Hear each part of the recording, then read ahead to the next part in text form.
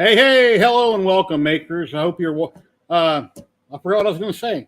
It's another Saturday afternoon maker hangout. We do this each and every Saturday, 1 p.m. Pacific. I live in Las Vegas, Nevada, and we have makers from around the world that pop in each and every week. You never know who might pop in, what day, and what time.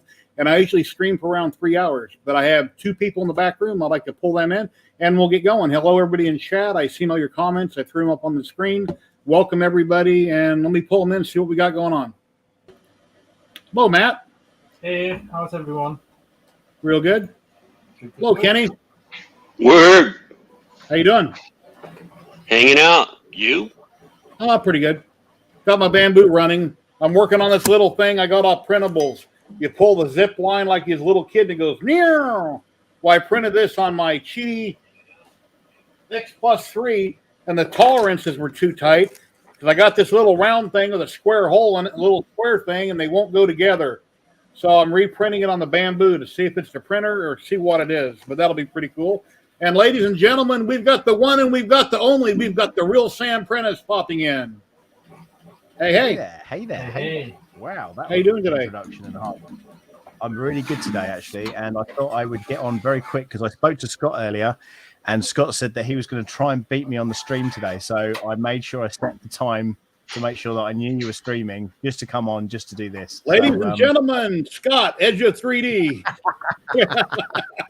There he is. God damn it. Keep that Sam Prentice dude in here. I give up. I'm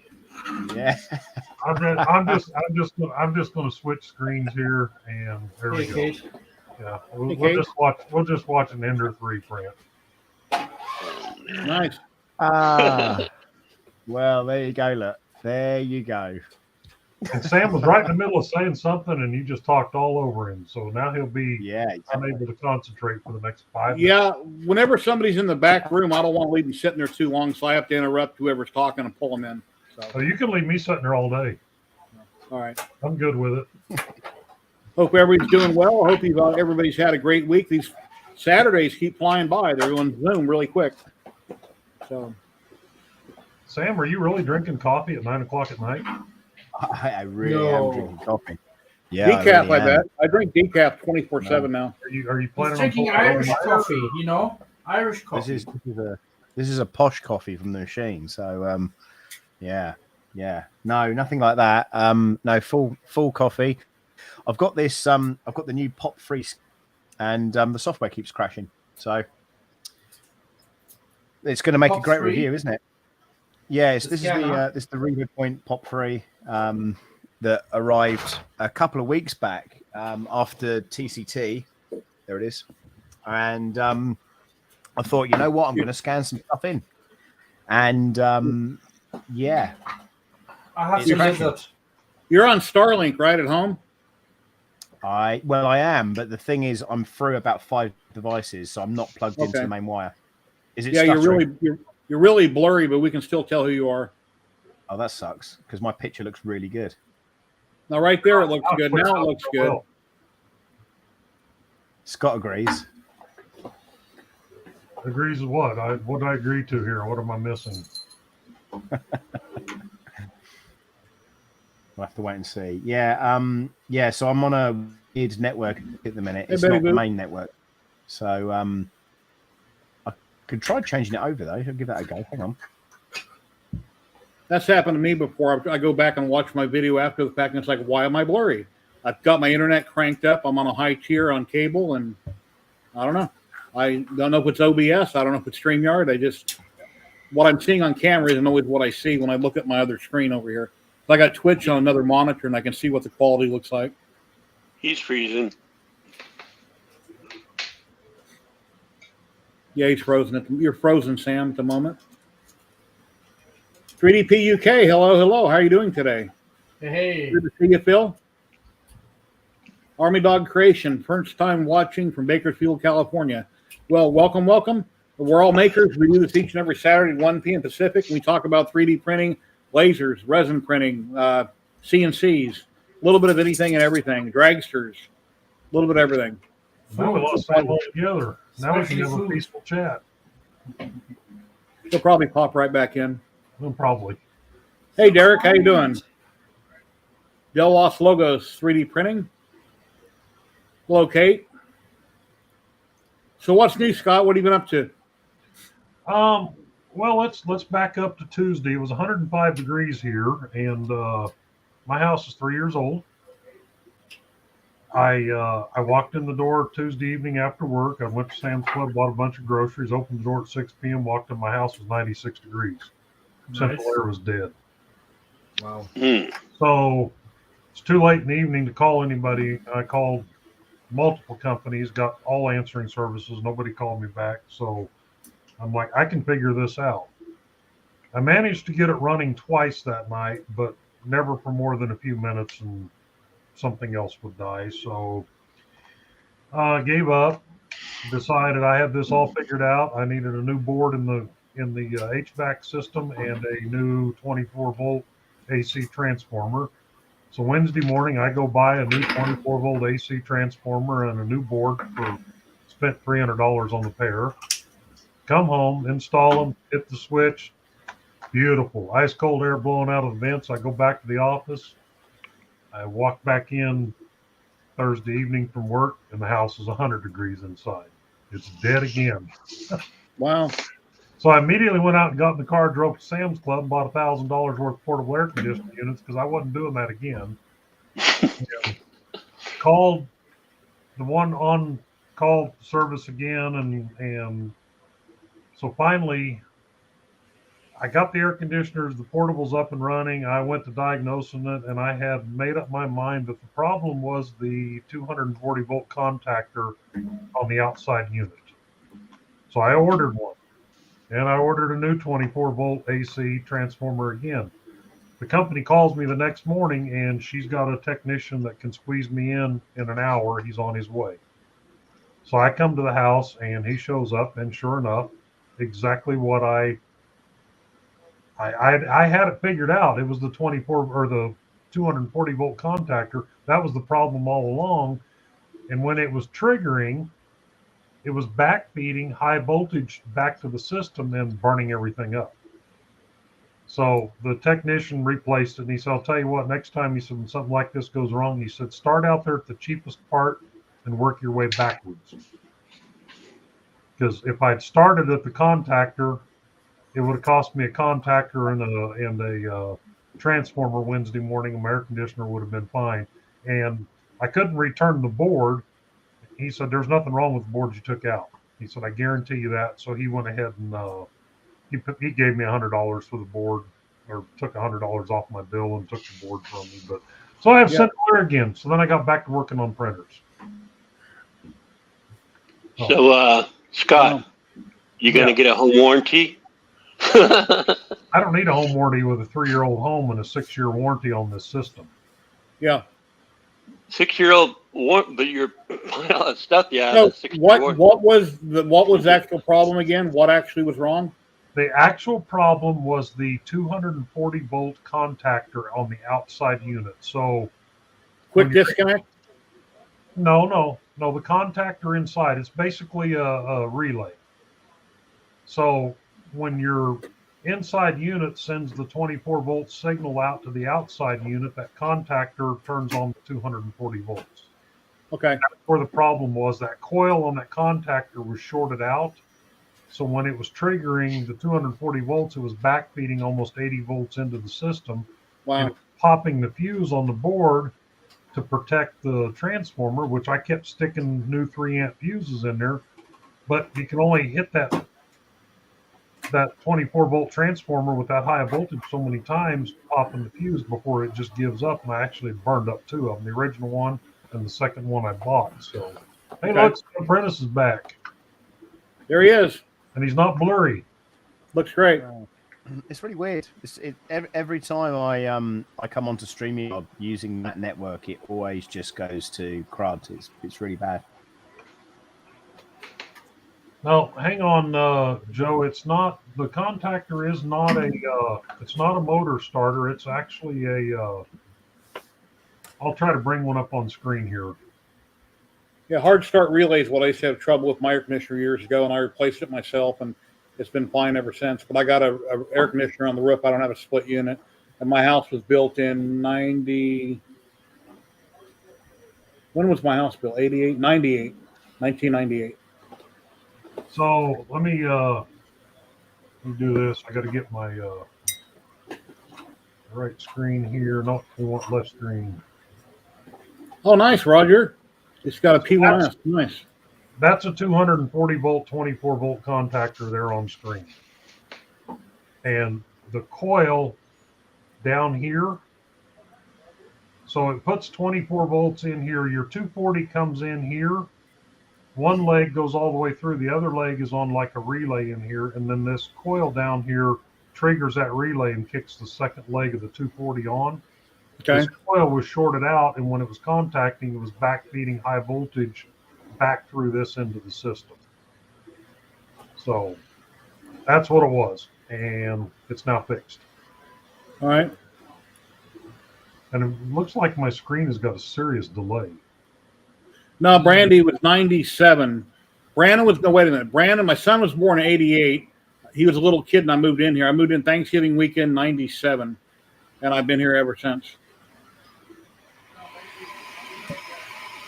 And wait.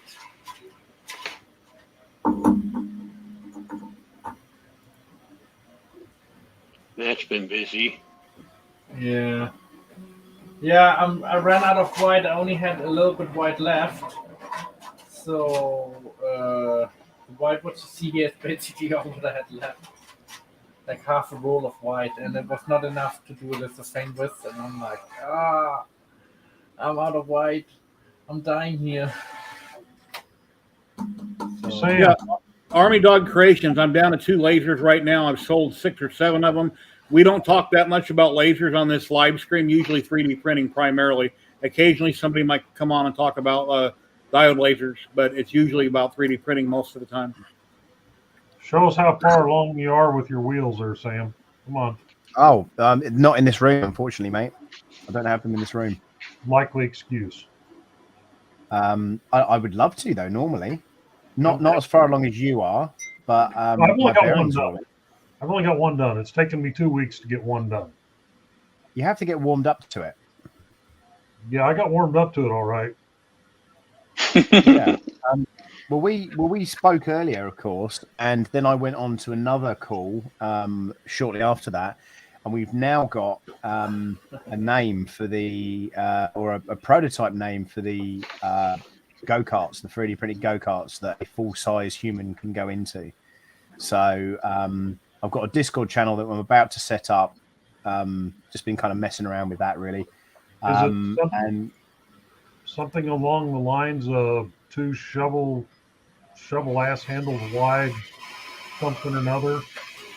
No, I remember somewhere in our conversation you talking about the discussion of the size of asses on Shovel bots versus Europe. yeah, we did have that. So what the conversation was, we were discussing at one point the size of people's buttocks, and the reason for that, of course, is because there is a size difference a lot of the time between various people.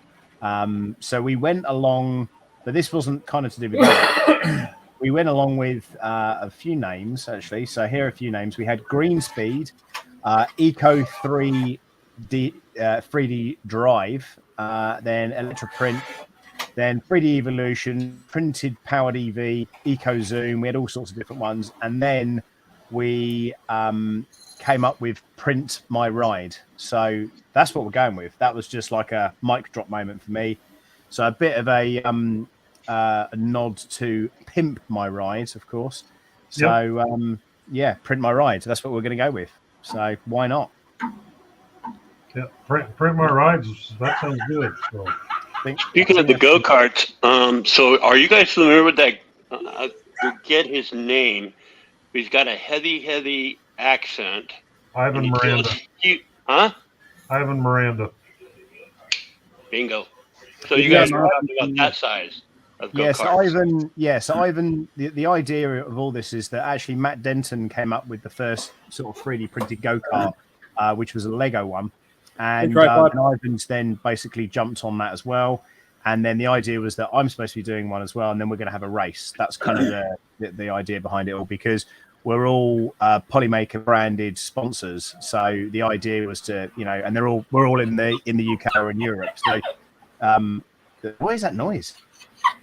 My dog. Sorry. What are you doing to that? What are you doing to that dog, Matt? No. Oh, it's a cat. You're not wiping it on yourself again, are you? While you're muted. Oh dear. Interesting. Yeah, so that's the plan really. So yeah, it's all to sort of combat that, but we want to go one stage further. So we're having a couple probably built out in the US, one built in the UK. We're going to try and do a world record with it, and then take it around and race Matt Denton and Ivan, and see who's got the fastest cart. So yeah, it's going to be interesting. So that's for next year anyway, and then I guess you'll see one of those properly at Murph 2024. And then the idea again with that is going to be probably, if it's okay with the, of course it will be okay. We're going to race them round. We're going to try and see who can get the best fastest time. So yeah, happy days. So it's been a bit of a breakthrough. We've got some CAD designs and stuff now. The block work's been done for that. Now we just need to work with Polymaker to try and make it a reality. That's just Can I crazy. say more? That's it. That's it. So, Kenny, what have you been working on? What's new with you? To be quite honest, this week, nothing. I've been trying to work on getting my costs down on material for my laser, and I failed the other day. I failed miserably. Doesn't cut at all. What was the stuff you was trying to cut on the Lasermatic and you couldn't cut it? Can I get back to you on that? Because it's Sure. something I've never heard of. Okay. I know it was thin material and it probably has glued layers, and that's probably why you're having trouble. It starts with an M. Yeah, I'd have to go to my messenger to look up where we chatted, and I think you mentioned it in there. It wasn't melamine; it was something else. Yeah, it didn't cut to save its life, and it's only 1/8 inch. Yeah. And I already cut other stuff. The stuff off of Amazon. 3mm, no problem. No, I don't think it was masonite, Joe. It was something he was having trouble cutting. I'll look up real quick while you guys yak.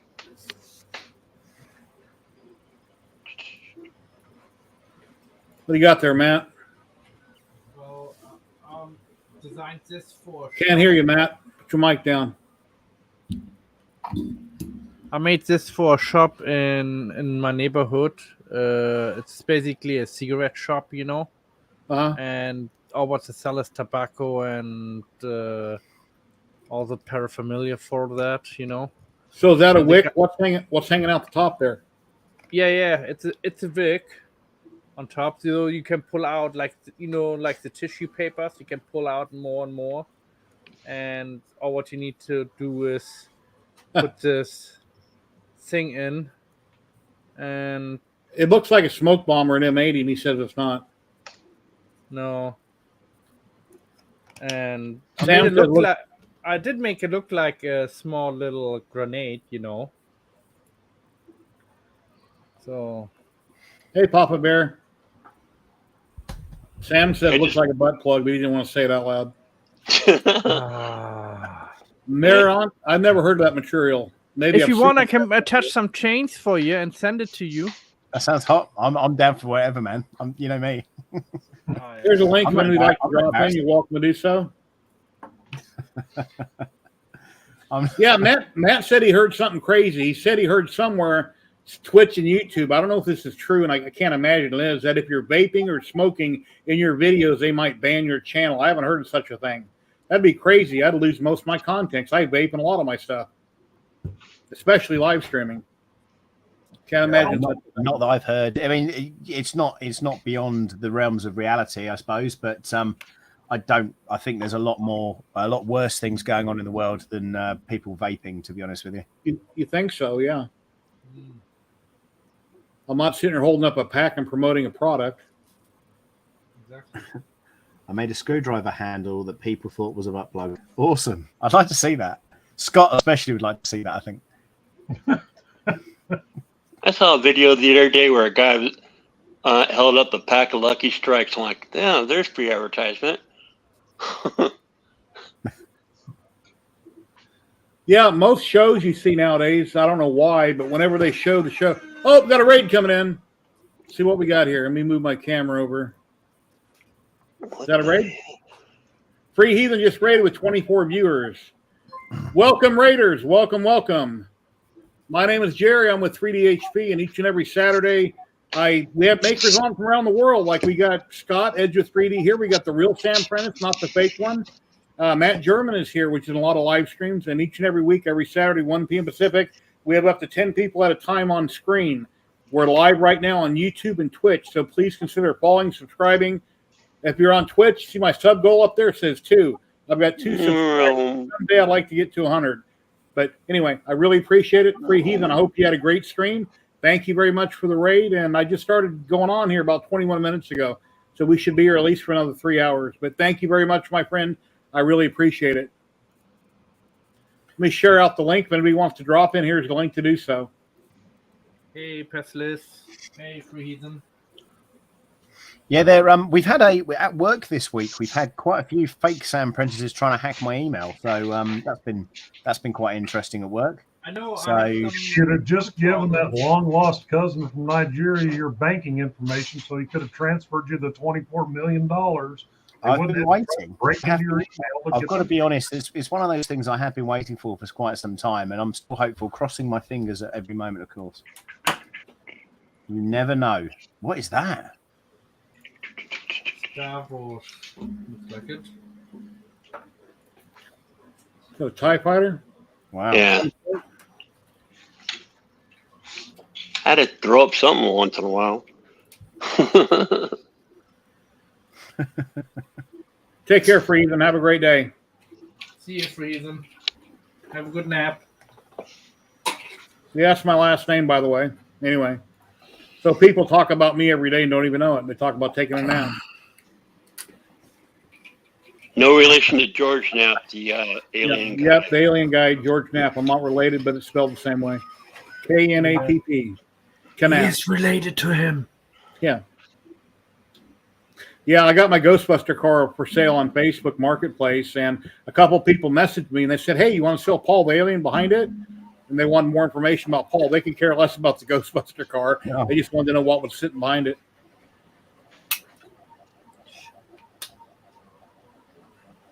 Yeah, I need to get Paul painted, and then I can call up Metro and say, hey, do you want to get your picture taken with Paul the alien, since aliens have been in the media here lately? So.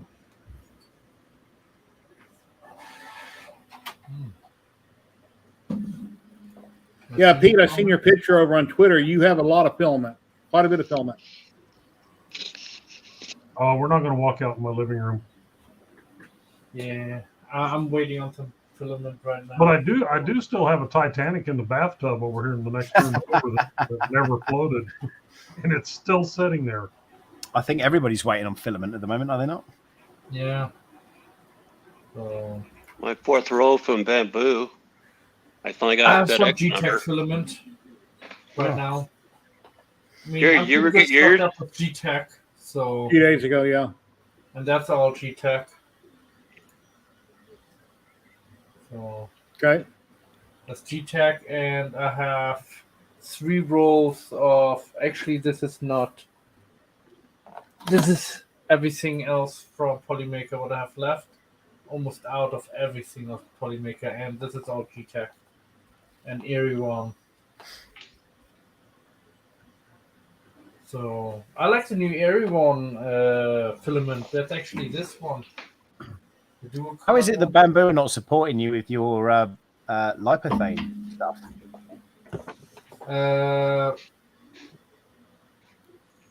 Well, I'm still waiting on a reply back of them. They contacted me, sending me all the material, and then I'm sending a few information back, and they're not answering me. Oh, really? So, Okay. So I don't know what's going on. Well, make a public post on one of their groups. They only have so much. I tried to support. contact them over email. Right now. I tried to contact them over Facebook, 2 different ways of Facebook, and email I tried to do. And when they contacted you, though, did they contact you via email? no, Facebook originally.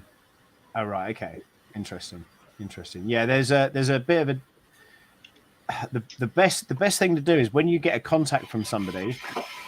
I'm going on the 22nd, I believe. I don't know if my visa's been processed yet, though, so I'm waiting on that.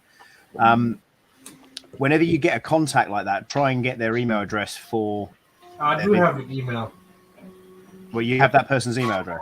Yeah. And they've not responded. No. Chances are they're probably not with the company anymore then. Oh, crap. You know it more than anyone, Matt. You know the turnover in some of these 3D printing companies, certainly in China, is rapid. You know they're there. Mandy being in Creality for 5-6 years and then just being dropped to be fair with you, is a bit of a shock because she just seemed to have just been there for years and years and years, and then now she's going traveling. So it just seems crazy. And now the new lot of people that are in Creality. They're mainly around kind of marketing and promoting and stuff. They're not really around products. So it's quite a weird menagerie of people inside of that business at the minute. But I know when I've spoken to Bamboo recently, they said that they're focusing on they're not focusing on creators as much as them they're on things like their support and things like that at the moment. Which I think is something that clearly they need to do. If you look at any of the Facebook posts, I think people are still struggling with their support. All right, Sam, come clean. You're just upset with Reality because Echo's married, and she made that very clear to you the very first time you spoke to her. I made it very clear to you, Scott, is what happened, if you remember. Well, she made it clear to you so that you could pass it on to me, so obviously she thought you needed to know that. Guess what week it was? Guess what week it was? Shark Week! Shark Week. Shark Week. No, it was Bee Week. Yeah, and the host was Jason. Or maybe Squitch Day. Shark Week. Yeah. Anyway, I actually printed some dinosaurs, but they came out bad. The overhang. It's Ender 3D. Look at that Ender 3D printing that Banshee.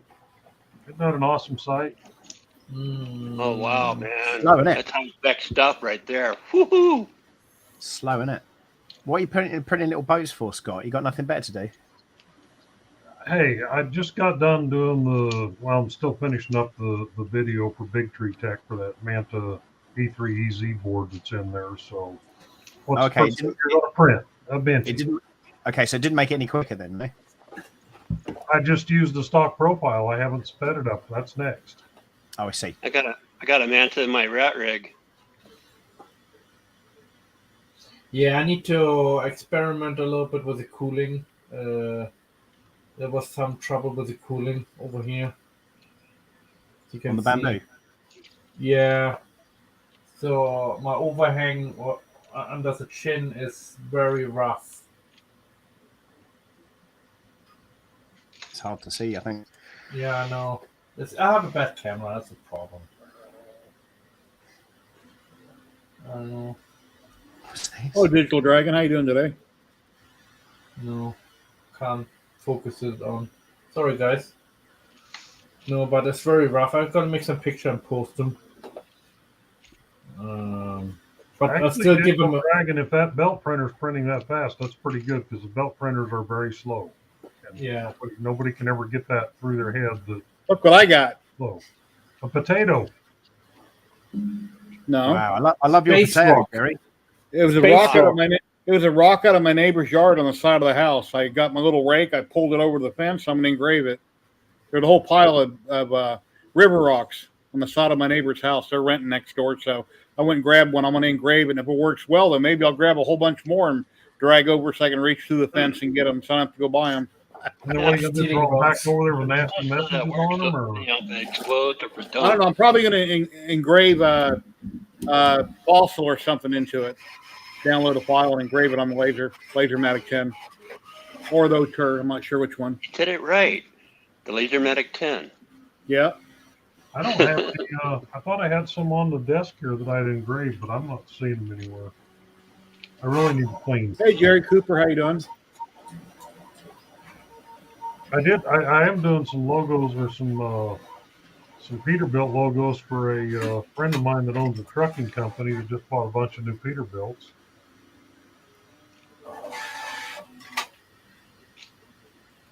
Nice. No, I did not show it yet. I'm sure you have no idea what that is, Sam. But Yeah, I'm a rock thief. Yeah, Jack, I've seen some of the stuff you've been working on with rocks. So I figured I'd go grab a rock and see what I can do with it. But I don't have a fiber laser, but I'll see what I can do with my diode laser with it. Diode lasers work real well. I've had really good luck with diode laser on rocks. Okay.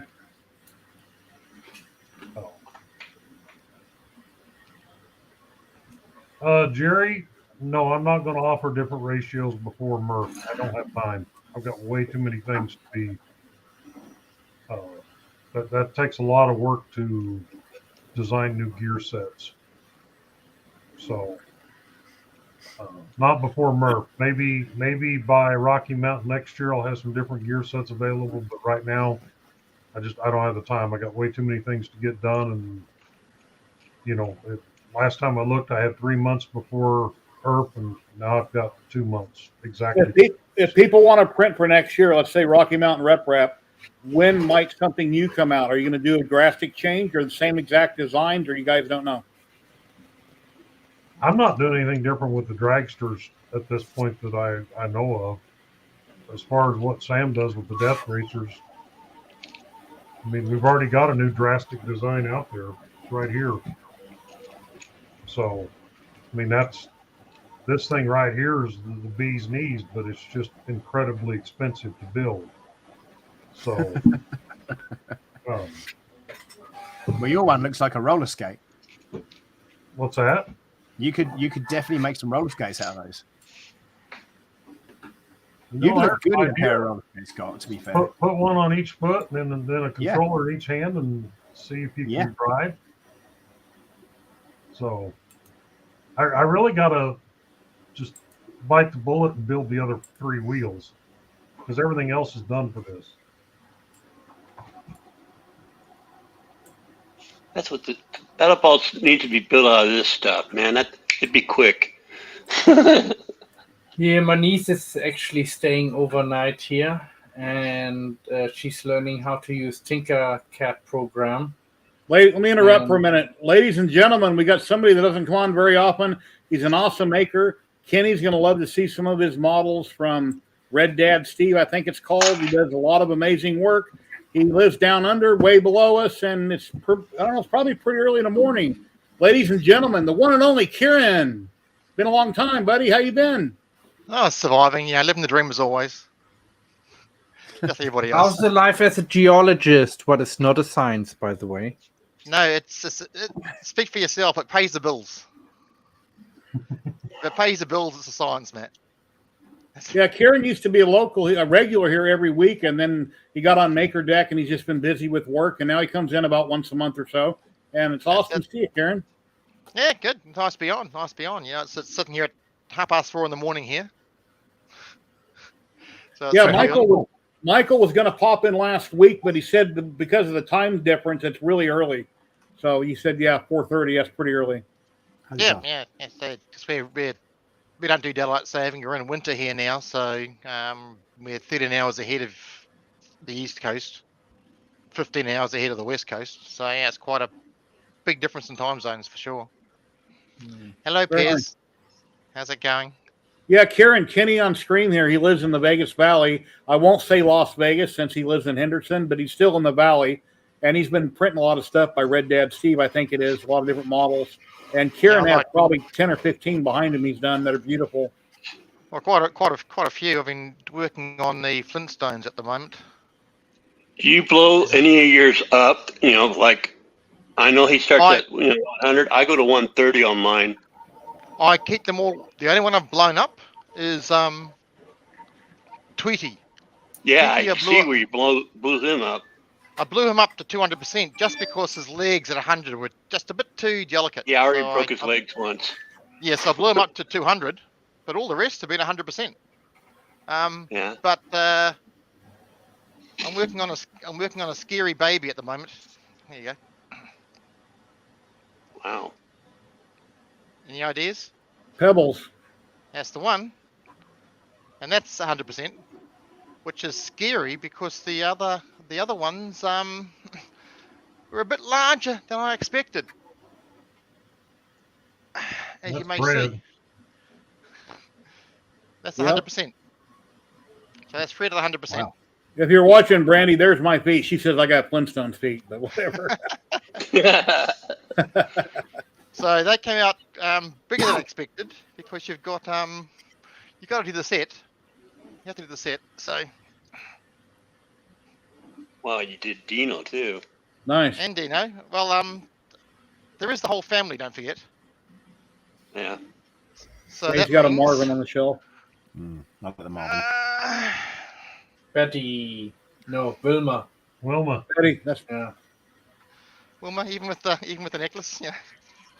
Nice. Any Jetsons? I've got sidetracked on the Jetsons, but I got as far as doing Rosie. Oh, nice. Wow. Yeah, Rosie's done. So. Is she cleaning your house? Kieran only has one printer that he prints everything on. Yeah, I'm sad. Just got the one printer, so I just potter away with one printer.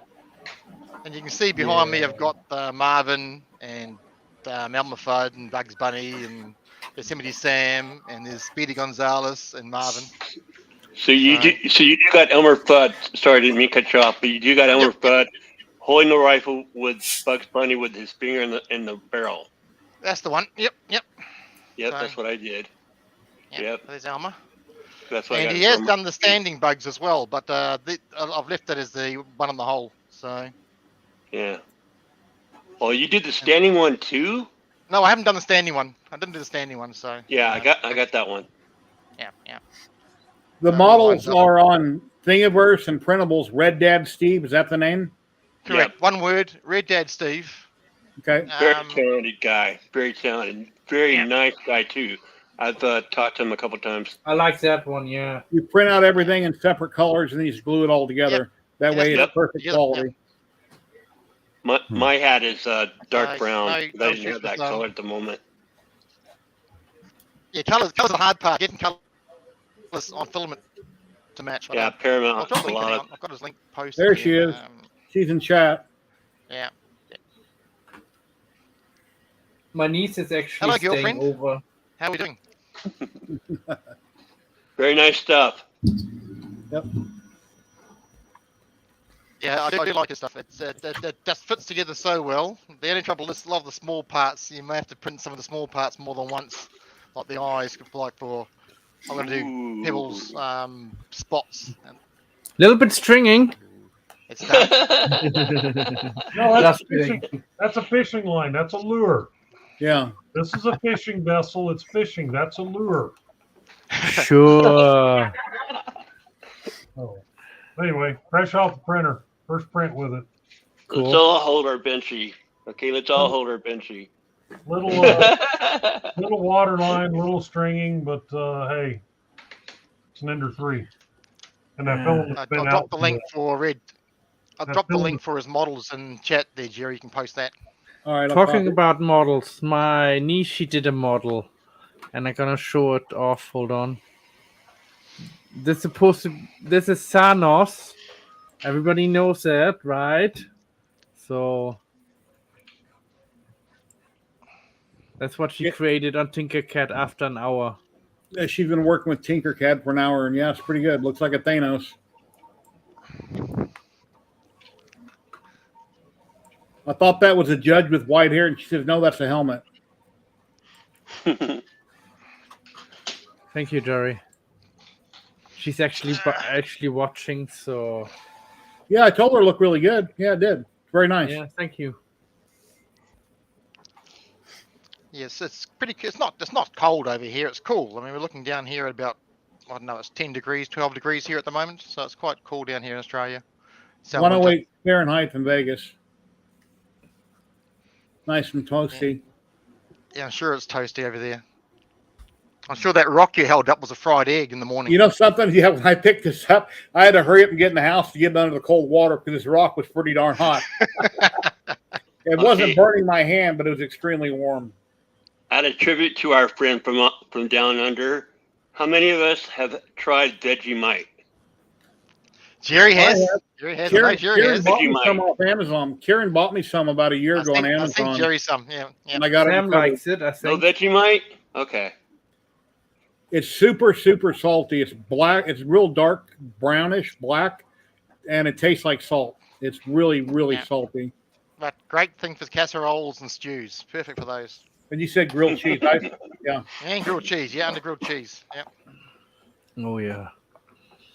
It's hard to spread, but yeah. Oh yeah. As Liz says, Sam likes Marmite or Marmite. No, don't. No, definitely not. Definitely not. Nutella and Marmite. Yeah, that's what he likes. That's a rumor what's going around. Is that right? Yeah, Marmite's is wusses basically. Marmite's the wusses spread. Very, very, very, very insipid. It's just leftovers from brewing beer, isn't it? Well, Vegemite's the yeast, but Marmite's made from meat extract. Vegemite's made from yeast. That's the main difference. I thought Marmite was yeast extract as well. No, it's got beef products in it. Huh. Animal Tell you how product. much I don't know about it. I thought Marmite was leftover from brewing beer. The good stuff is. Good stuff. Yeah, okay. We've got a good audience today. We got 49 people watching, 26 on Twitch, and 22 on YouTube. Thank you, everybody. Please like, subscribe, share, and all that good stuff. I'd appreciate it. Lily. If you have any questions in chat, please ask. If you'd like to join in, and I know who you are, you're welcome to join in on camera. We can have up to 10 people at a time on camera. And there's a little dog, puppy cam. Yeah, puppy camp. That's the only reason he got the IKEA shelving, wasn't it, Matt, for the dogs? Exactly. This way, if I get more dogs, I can shelve them. Shelve your latest project, yeah, literally. Yeah.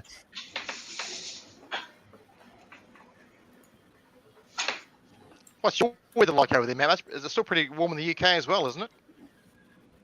Is it warm in the UK? No, with- it's No, never. it's cold. Cold. Oh. Hey, Yeah, I it's think summer. It's Matt always said raining over there in the UK. Earlier it was in the 60s, or his wife said it was in the 60s earlier. Fahrenheit. Yeah. So what videos are you working on, Sam? You got anything you're working on right now? I'm sure you do, but Yeah, I've got the Soval SV07, which is about to bomb. I've got an emergency meeting with Soval on Monday with their engineers, and if that doesn't perform and we can't get it working, then it's we're at that real weird stage where either I just don't do a video, or I put out something that is basically just going to be, what is this atrocious mess? And it's just getting worse, actually, that printer. I've been working on it for about 2.5 weeks, and I'm just sick of the thing now. So, which is a real shame, because the SV06 is awesome, of course. that's what I've heard. It's like, wow. Yeah, you would have thought the 07 would have been the better machine, but oh my God. It's an interesting dilemma, really, because you've got companies, Elegoo, for a good example, who's got the Neptune 3 that's come out, and now they've just brought out the Neptune 4 with Clipper. And the way that's kind of posed is it's Clipper on a Neptune 3. And I think what they should have done is the same thing with the SV06. They should have just put a Clipper interface into that. Instead of doing that, they've just made this colossal mess of a printer. I know Tripod's got one. Maker Muse has done a review, which is a positive one on it.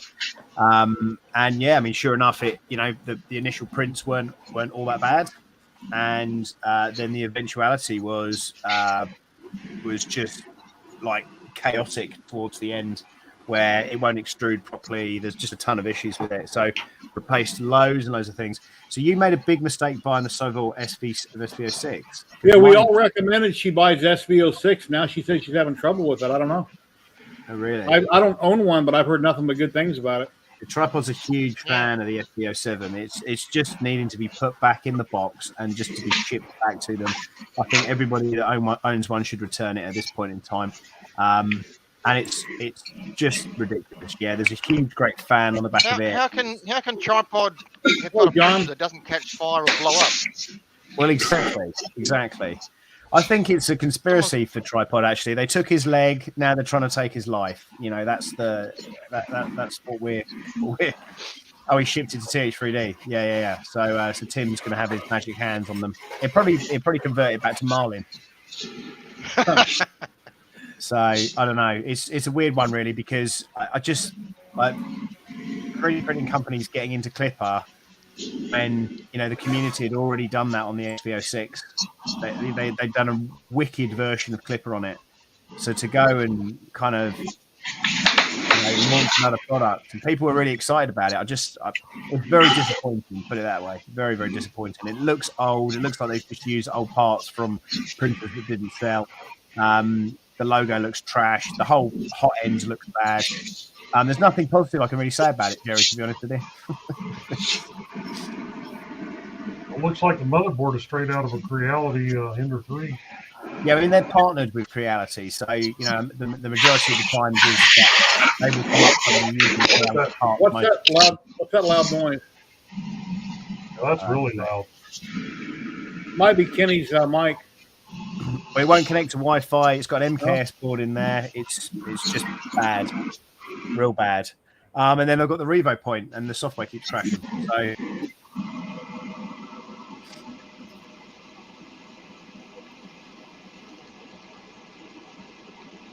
yeah, I'm just trying to figure out where the noise is coming from. No, I'm trying I think it's coming from Sam. I'm trying to find a Creality board. Okay. it's coming from me. Darth Vader in the background.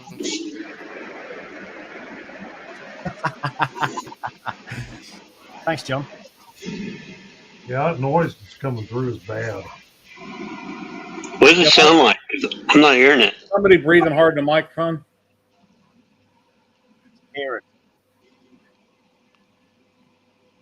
No? Yeah, I'm not sure. Well, I muted my mic and it went away, so it must be coming from me. But there's nothing on in this room. Okay. Have you got any internals by vibrating or anything, Scott? No, not at this point, no. I don't know if the mic's... I don't know.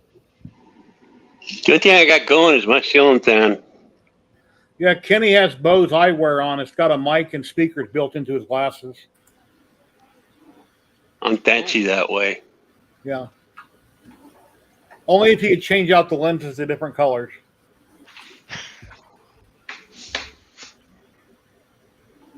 The screen, the lenses that changed color when you were in them.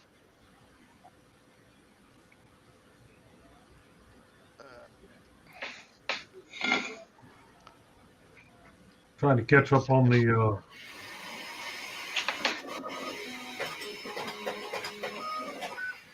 Black Sheep Models, hello from Cape Town. I think this is Jocko, right?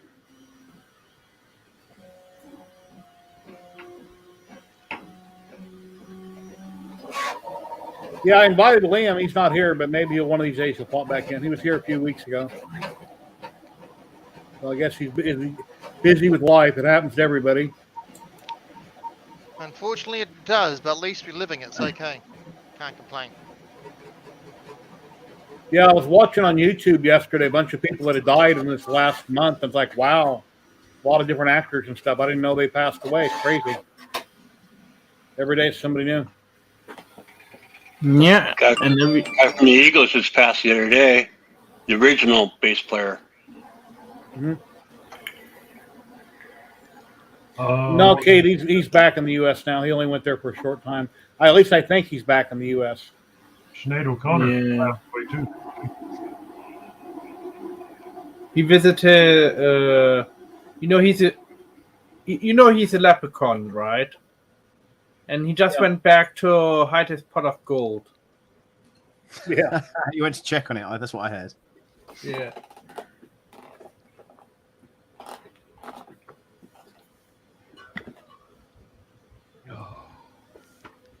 Yeah, right now my computer says 108 and sunny out. Yesterday, I think it just said hot. I looked down there on the bar on the bottom of my computer on the right, and it just said hot. It's 99 and hot here with a heat index of 102 and an excessive heat warning.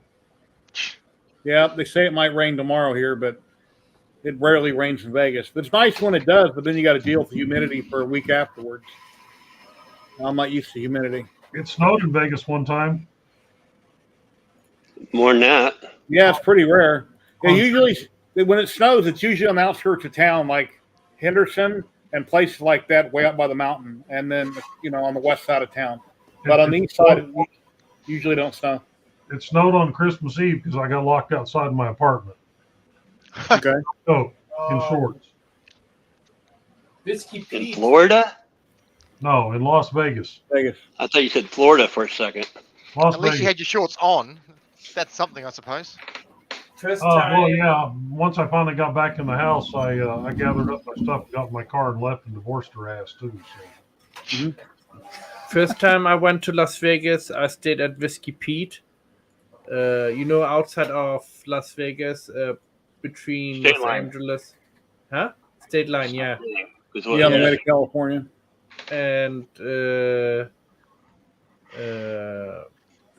was very cold. Oh my god! I think it was in November. I think November, December, right before Christmas it was, and it took me like an hour to get into Las Vegas, and it was very nice. And I actually saw snow out there.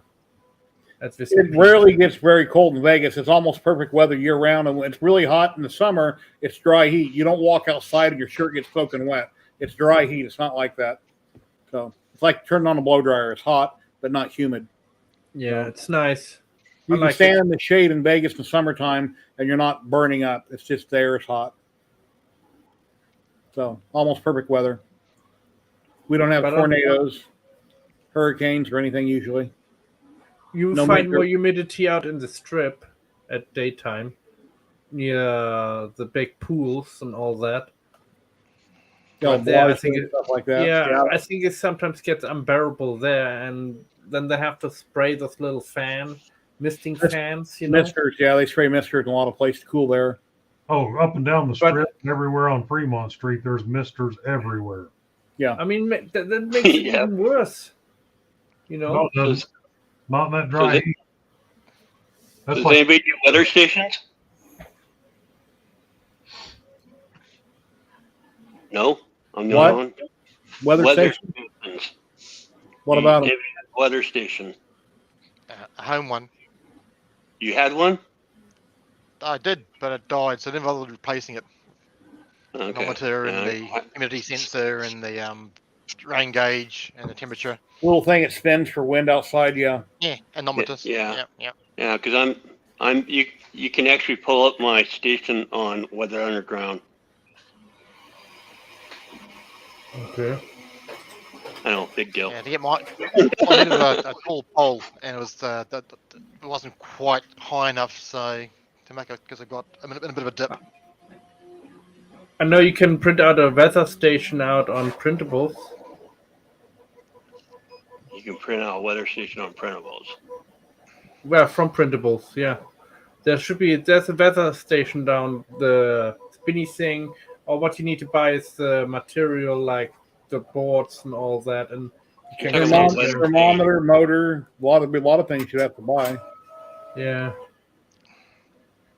So the electronic parts you have to buy, but everything else you can print all the parts. Yeah, because when it's windy, my rain gauge goes bananas. I got a little windmill in the backyard I bought at Ace Hardware. What was Ace Hardware? In Texas. And it was kind of a shame. Then I hauled it back to Vegas. Then I went to Ace Hardware here in Vegas, or I don't remember if it was Harbor Freight or Ace Hardware. And then they had it right there, and I shouldn't have bought it in Texas. They said the same exact thing in Vegas. It's about 6 foot tall, you know. The wind has tore it up. I need to weld part of it back together. Wire feed weld part of it, fix it. Sorry, Lily. Well, guys, I got to jump off here and go take care of some stuff. So, all right, Scott. Well, I appreciate you coming on. You're welcome each and every week, and keep the videos coming. I keep looking for them. I'm working on one. It's been a month since I put a video out, so I gotta get this one finished up that I've been working on. Well, I had it all done last week, but my software kept crashing on me, and unfortunately, the format that I recorded a lot of the stuff in won't work in Adobe Premiere, so I've had to redo everything, and I was in the middle of putting all that together when the stream started today. So yeah, I think it was your last video. You done a shout out for my live stream. I really appreciate it. Thank you very much. No, John, I'm not building Sam a death racer. He can build his own damn death racers. Over his babies. I built him a dragster, and it doesn't need rebuilt. No. So hope I cheer up a bit. I'm tired, Sam. Let's see. What time was the first message this morning, Sam? Let's see what time I started the day. I think it was around 1 a.m. my time. And it's now you should shake 4 you p.m. should shake a leg. You should shake a leg. That's what I'm I'm saying. going to shake a leg to the couch and take an hour nap is what I'm going to do. Sounds like a damn good plan. Yeah. So pancakes. Yeah, that's what I need is pancakes. That makes the doctor real happy when I go in and the scale goes up, not down. So anyway, catch up to you guys later or next week, and nice seeing everybody. See you, Sam. See you, Take Jared. care, buddy. Danny. Have a great day. Kieran. Later. Later. See you later, Scott. You want to go Shocker? No, it's this way, Shocker. Yeah. You know, one thing I can't do that Viking thing or, Spock. I can't do that. Live The long Vulcan and one. prosper. Right here? This? Yeah, I can't. I can do it left-handed, right? Okay, handed, I boss. struggle with it. See you guys. Later. See you later, mate. Live long and prosper. I'll stick with living. Yeah, there's a picture on Facebook of Spock said, "Don't let your kids play with super glue." Anyway.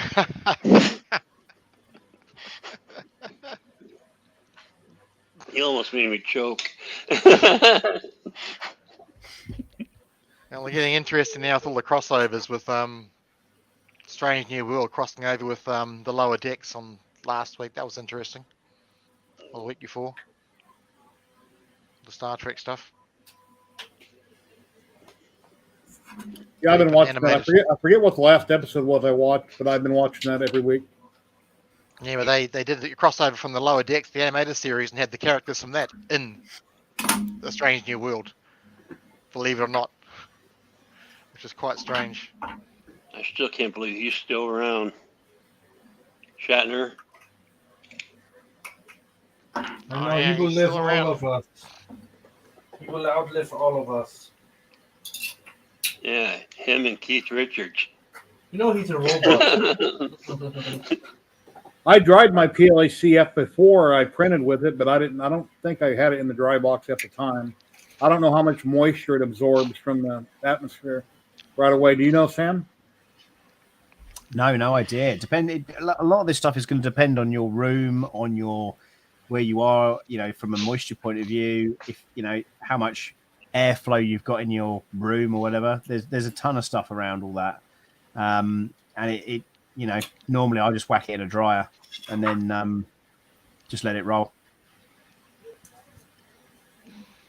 Here you go, same thing again. And this time it's a little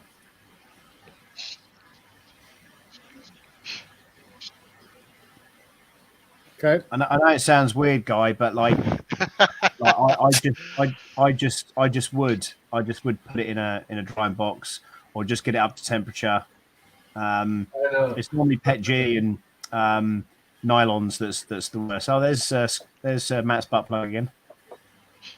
That's sad, Liz, that he's only just discovered the wiggles. That's Hey, Matt, you ought to like that and see what happens. Get him onto Bluey. Get him onto Bluey, Liz. I'm not allowed to have a lighter. Right. I create fires.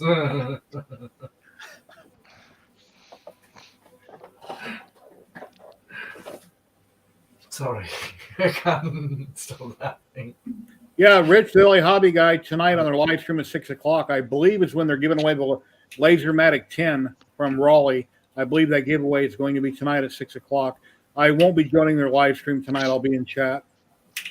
Because when I'm on their live stream, I usually don't have nothing to say, and I just sit there with a blank face, and they do all the talking, so I don't think I should be on camera. It doesn't really fit me, because I usually like to talk a lot, and if they're running the stream, I don't know where to go with it. So. Yeah, but isn't it a total of 4 machines they're giving out? The new one, and then they're giving out theirs when the new model comes out. They're going to be giving away theirs U.S. only when they get the newer models, but they don't have the newer models yet that I know of. So the giveaway is going to be anywhere that Raleigh can ship, almost all worldwide. I don't know if it's everywhere, but a lot of places. That'll be on their giveaway tonight. And that'll be on the Laser Makers Realm and the LA Hobby Guys channel, which is Rich, the LA Hobby Guy, Patrick, and Steve. Hobo with Wood Steve. K2 Kevin, hello. How you doing? Thank you very much for the follow. I really appreciate that on Twitch. Thank you very much for the follow. Hey, K2.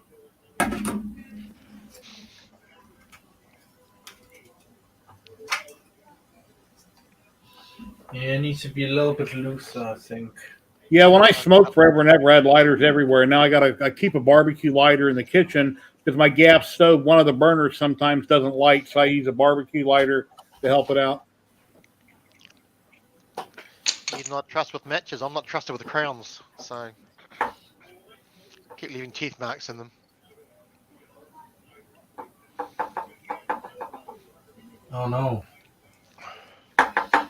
Yeah. I mean, I've not been printing at all really much, except, if anybody seen them. Oh, sweet. You've had no problems with the AMS? It's all working good? Yeah. The only problem I usually have with AMS, which happened right before the stream, I had a piece of filament broke off inside the AMS, so I had to take out the 2 screws, take it apart, pull off the PTFE tube, flush it, and then put it back together. Quite often I get broken filament in my AMS from my filament, whether it be Ziltech or Polymaker. Usually Ziltech, a little piece will break off and get stuck. Someone was complaining that they're getting bits breaking off all the time. Then they ran CF through it, and it actually polished some of the connections in the AMS. So then they ran CF through all 4 spools, and it fixed the jamming problems and breaking problems. So it was something just grabbing it, and the CF just polished it enough to reduce the issue. And I had to replace 2 of the white PTFEs because they were getting wear marks from rubbing, and it was actually cutting a hole into the PTFE tube from the filament, dragging it. So they don't last forever. Occasionally you got to check them and replace them. Very simple to take it apart, unplug them, measure another piece, put it together. Very simple. Good. Yeah. Right then, chaps. I'm going to head down because it's way past my bedtime now. It's good to see you all, and I'll catch you soon. Thank you, Cheers, Sam. Have a great day. No, Jerry. Take care, man. Thanks for having me on. Take care. See you soon, guys. Bye. Where are yours discharging to, Matt? Having them so close together. Where's your waste coming out of your bamboos? Oh. That's pushed right through. That goes right through. Yeah. Oh, clever. Yeah, no issues with it. Find something to do with it. Yeah, so you got no backing behind it and just divert it into the basket. Excellent. Yeah. Why should I print myself something complicated if I have an IKEA unit and have just push it through, and let it go hit the wall and bounce down. Clever. Thanks. Because I was about to say, because they're close together and you've got to get in the wall. How do you get the discharge out? Because I couldn't see the bearer. I just use a small Amazon box. You can't see it behind it, but Amazon box works fine. But yeah, that's perfect because you can pull the unit it's sitting on away from the wall. There's a machine there and it just drops behind it and it drops in the bucket. Yeah, that's it. And I don't have any clogging issues. A lot of people, when they put down the bucket in the back of it, they have clogging issues. So your chute's never backed up? No. Right. Yeah, because I know an early adapter like me, his used to back up all the time, and he put some kind of special tape that would make it slide really slippery down the chute. I had a backup one time, and it was a clogged chute. It wasn't. I don't know. The first piece must have got hung up on the edge. A couple of them did, and then it kind of built up. But it had a clear path to fall out. I don't remember why it happened, but it does. It does happen occasionally. You just see when the pieces spiral out as it does the purge. Just have to hand the wrong way, or just get a bit fatter and just doesn't want to grab. Yeah. But silicon, silicon spray lube or something on that, just as a coating would be fine. Just nothing to do with the grab on. I talking with somebody who is an engineer in 3D printing, building his own machines and all that. And we've been talking, and we're gonna build a 3D printer together. My idea. He's an engineer. He makes it possible, and he's gonna go with it onto Murph. I think was it in November? I think it is. East Coast West Rap Festival. I think it was. Earth. Yeah, Earth. Yeah. Earth.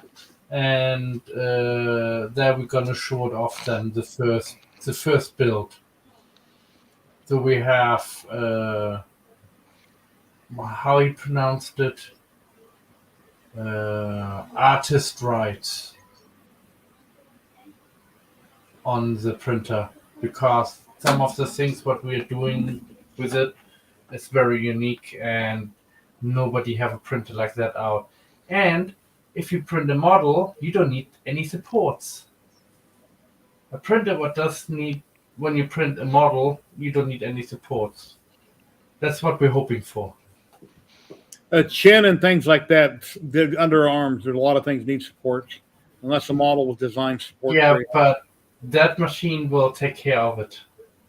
Okay, it'll rotate it and turn it. You got a fourth axis. Maybe not. Well, it's like a model that has a chin. If you tilt the model all the way back, add supports at an angle to go from the chest to the chin, and then turn it back forward, now you got supports that don't go clear to the bed.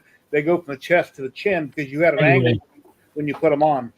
Anyway, we're working on it, and so yeah, we're very excited about it. And even the second and third stage, what we have planned afterwards, is very exciting too. Even more exciting, I think.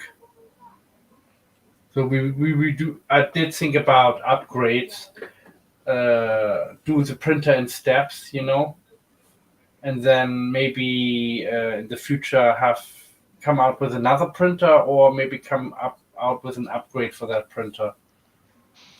We don't know yet about it, if it's possible, if we do the second step, if all the adaptation what we need to have on the printer.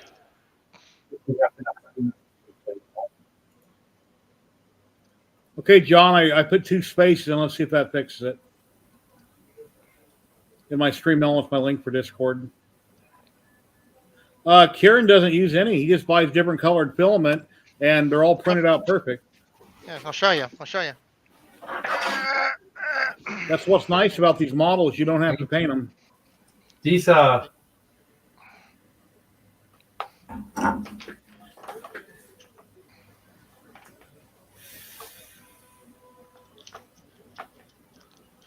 All different pieces. Each color, different piece. If they go Even the, together easy and stay, do you always glue them, or it depends on the model? Normally glue, because the he's got registration pegs for the pieces. Okay. So normally glue them. They're interference fit to most cases, but they have the small pieces in that, so glue them. And with mine, if it's a tight fit, I don't bother gluing it. Yeah, some cases like the big piece of the head of the hair that just clips on, but the smaller pieces with the panels, yeah, interference fit, glue. But every single color is a separate piece. Print them out, and this is one piece, but different separate colors or filament. Yep, correct. So each individual color is an individual separate piece. Right. Unlike the AMS where it prints them all together at the same time. Plus waste that way too. Oh yeah, yeah. Occasionally I've had to print some of the pieces once, a couple of times, be it didn't adhere or whatever. But in general, most of his are supportless. Most of the pieces are supportless. If it needs supports or a raft, he'll tell you. If you follow his recommendations, they'll work really, really well. So I just got people sitting Yeah, I there. like these stuff. She was watching herself print, basically. That's why she's sitting there, just tacked together.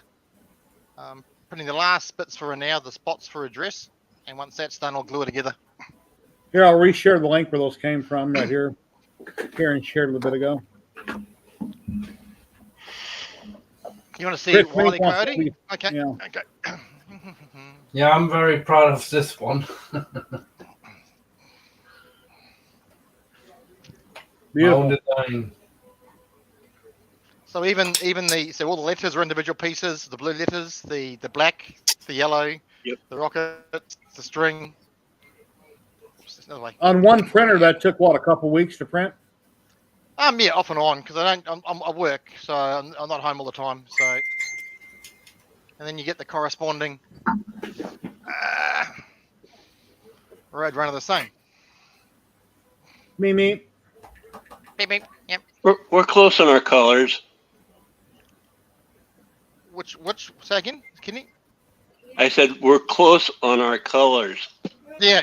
The hard part's finding the colours. So what I do, he gives recommended filaments for the colours, Paramount and that, but I can't get them. So what I do is I go online and get screenshots of the actual characters, and then find the corresponding colour from the actual characters. The most common colours used in the cartoons. And get them pretty close. So you can see like Flintstones isn't too bad, but the future I used for Dino's body were almost spot on. So some of the colour. I see a Garfield back there. On Jerry's paint job. Say again? Did you do a Garfield? No, there's no Garfield. No. The orange. Okay. Where are you seeing it? Where are you seeing the orange? Yeah. And that's Fred above my head. About There's no Garfield. No. My other half wants me to do a Garfield eventually. He's got such a wide collection there. I like his Dilberts, the Garfield. But I said I'm working on I like the Looney Tunes, so I did them first, and Fred, and the Jetsons, the Jetsons family, for the full set, because he's got the full set there.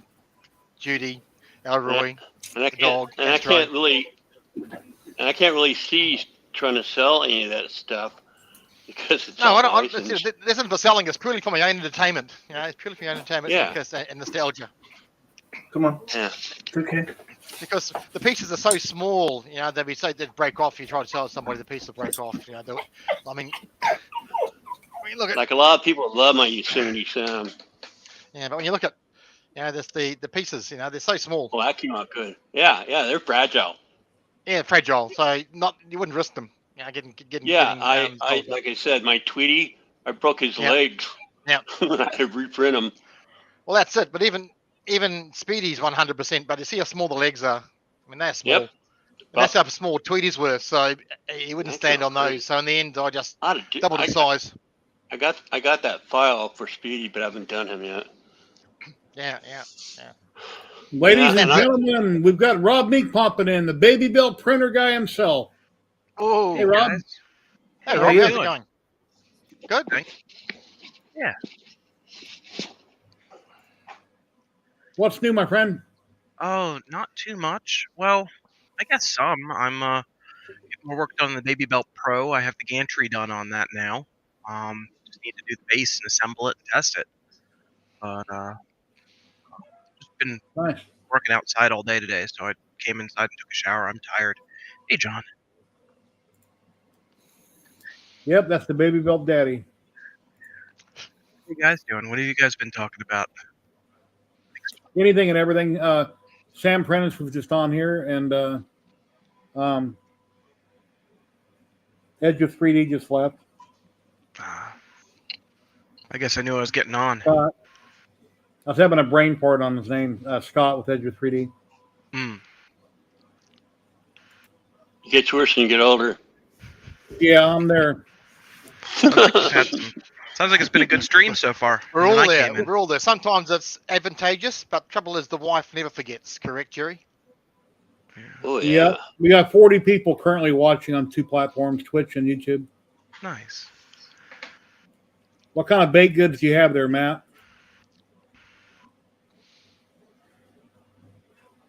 He's got. Biscuit? You're muted, Matt. You're muted. You're muted. Fudge? Yeah. I just liberate that from my wife. Oh, So she was you eating that. mugged her and and- stole cake from your wife. That's just wrong. Yeah, it's cookie and brownie all together. Oh, cool. A cookie and a brownie.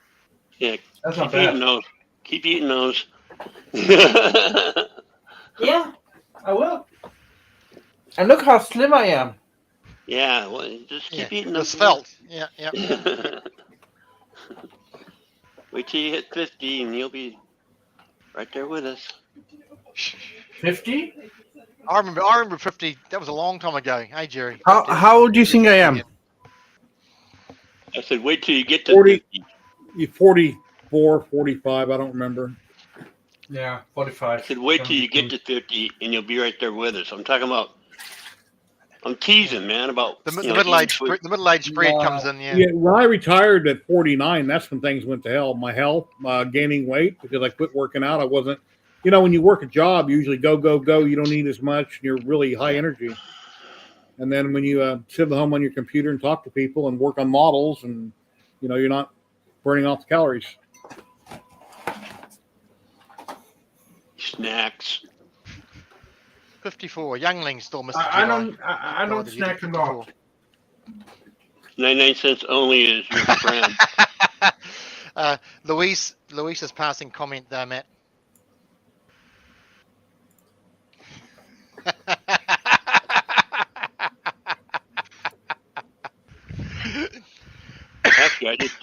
Actually, I turned 65 last month. See, I'm skinny.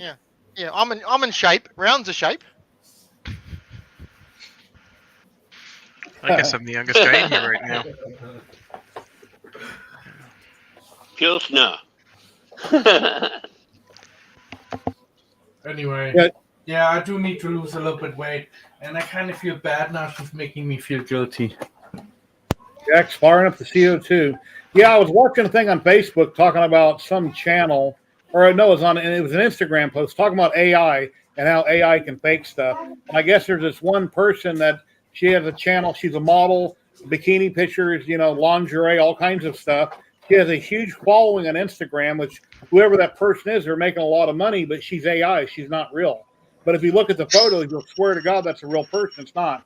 Somebody generated that, all those images, and it's not real, but they're making bank on, you can't tell they're not real. That's why part of that with the actor stress on now, where the studios can actually generate people from the actors' information and that, which is insane. Yeah. You don't need to actually have actors now. You can just use the AI to generate the characters using their faces and everything else. So, well, a lot of stuff now we see in movies will have the real actor doing something, and then another part will be AI, especially in Marvel type movies when they're doing impossible jumps and leaps and things. And part of it's AI. So, and then I have another friend that I interviewed here a long time ago 3D reality check. I forget his first name, but I interviewed him a couple of years ago. He's into VR headgear and a lot of stuff. And he put out a video this morning on YouTube where he comes on, he looks like the actor Thor, and he even has his voice. And he's showing what program, how to set that up and how to use other people's images to do different things. So, interesting video. I need to watch the rest of it. So, I gotta get another VR so I can get in a gunfight with you, Jerry. yeah, I've got 2 VR headsets. I don't play VR that much. I wish I did. My favorite game of all time is Elite Dangerous, flying around out in space. And, you fly up to a planet or a space station, you're looking out the windows of your cockpit, and it's just mind-blowing how amazing and real it looks. It's unbelievable. And you never got nauseated, huh? No, it didn't bother me. There has been games that when you move in the game, you have to teleport forward. You can't always walk. So some things kind of get to you. Most of the time it doesn't. It depends how you move in a game. But in a space game or something, it doesn't bother me. Did you ever see that Western one where it's kind of like you're in a shootout in a Western town and you got to shoot the other guy?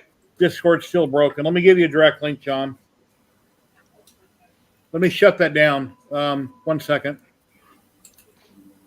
My Discord, I'll shut that off so it won't play. Let me go to Discord and I'll give you the link directly. Say it again.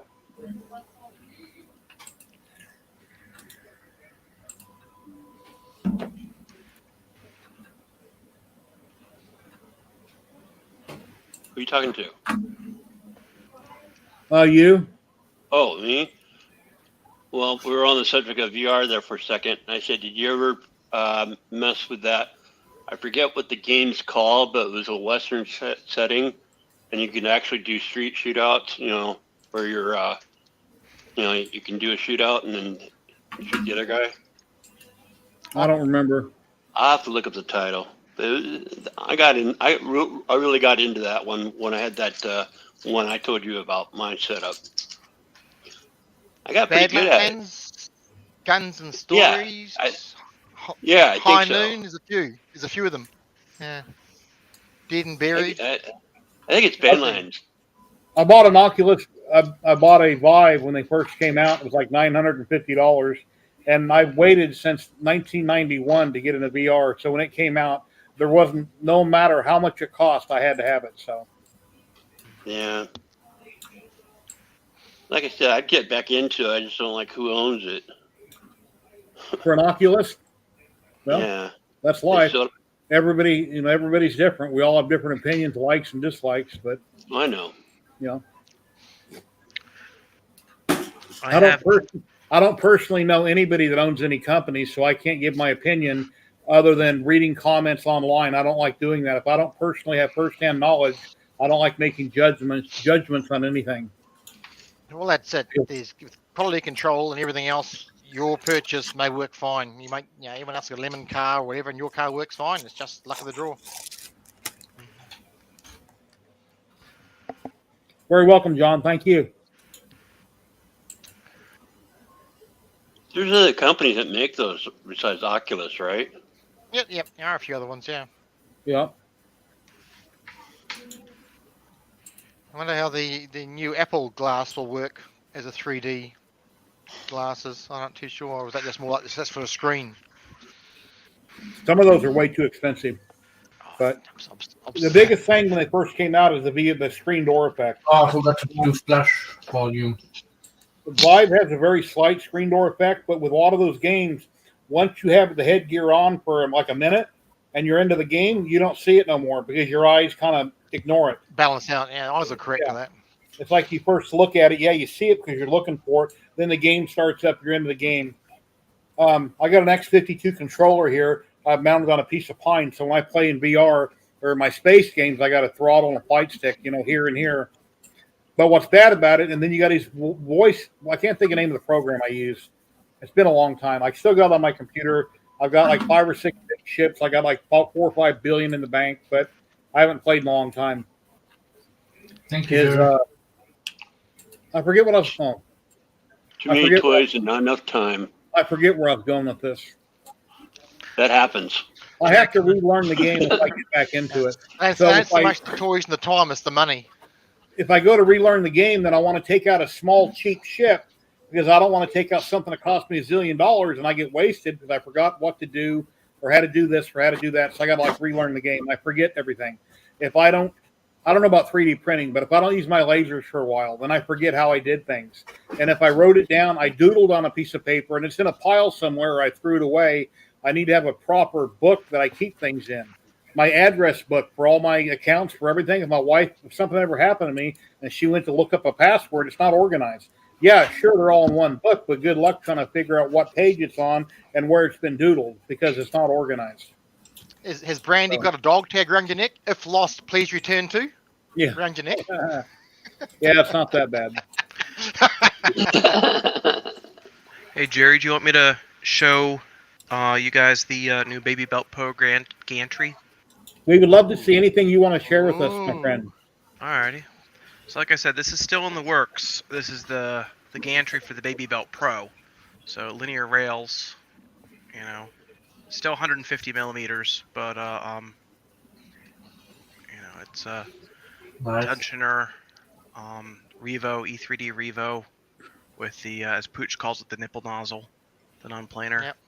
Part cooling, hot end cooling fans. I don't know if you can see, I've got like a little zip tie, relief stuff, and everything else in here. Designing this one from the ground up to be much better, learning all the, or a little more expensive, but all the stuff I've learned designing printers over the last couple years, I'm putting to use in this guy. So You have no issues getting the linear rails at all? You have no problems getting local linear rails? Down here they're quite pricing. Linear rails, sourcing them. Yeah, it's going to be, this Baby Belt's going to be more expensive, hence the Pro. But these weren't too terribly expensive. I think they're about $10 a piece, $10, $15 a piece, and it uses 4 of them. So. How is your health? Are you 100% yet? I think I am, but every time I think I am, I either dip down or ratchet up another level of being good. Okay. Today has been incredible for. Lost your mic. I think I need new headphones. Can you hear me now? Yeah. Yep. All right. This last week I've been just turning, burn, knocking stuff out. Since 10 a.m. I've been outside working, fixing motorcycles, other friends' motorcycles, cleaning out cars, fixing my cars, working in the yard, fixing my truck. It's 5:30 here now, and we've been under heat advisory for the better part of a week. It's got up to 97 degrees here with like 90% humidity. You own a PC repair store, I believe you said. Are you there Monday through Friday? I am, yes, 9 to 5 at least. Okay. So that's on top of my day job. All right. Yeah, but I've been just getting stuff done right and left center. It's been awesome. Yeah, now I'm in Virginia, Jedi. I can see the Chesapeake Bay from my front yard. Nice. Yeah. So it's been hot. I'm gonna grab the dogs a bone real quick so they don't bark at me. At least one of them will. Throwing the dog a bone, throwing the dog a bone.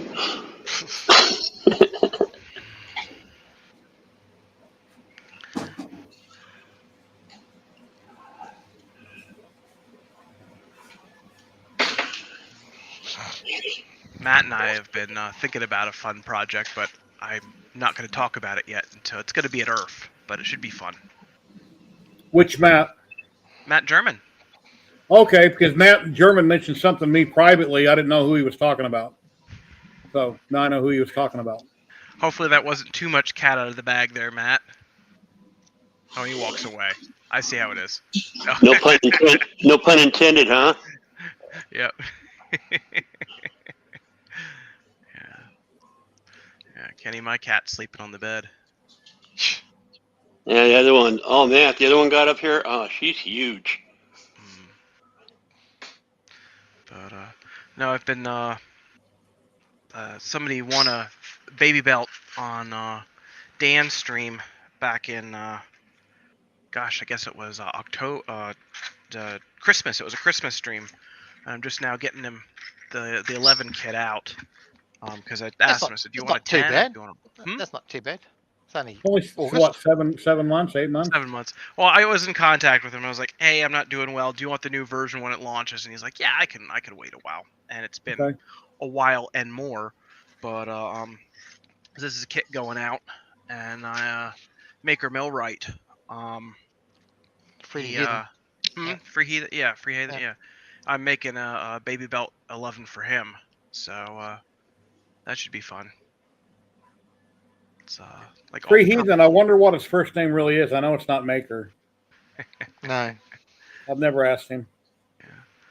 It's all purple and yellow, so it should be fun in the other room. Rob, wasn't it you that did that motorcycle seat?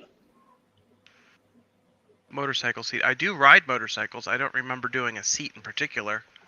Who did a motorcycle seat the other day and it failed and they had to start over? That wasn't me. Oh, I remember, but I don't remember who it was. I forget who done that. Chad will know.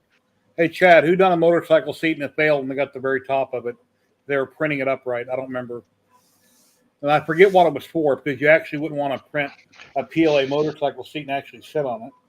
It might have been a base to put the cushions and covering over. Sorry, Oh, it's Justin? Justin? Okay. Yeah, that kind of sounds right. Thank you. Oh no, it's all okay. I just remember it was a belt printer too. Oh, that was the underbelt, yeah. There's some background noise in there now. Hello, Stephen Poole. How you doing today? Hey, Like Stephen. drop in. Here's the link, What's Stephen. going Would you like to drop in? I'm background noise. Or... Yes, Matt, you have some background noise.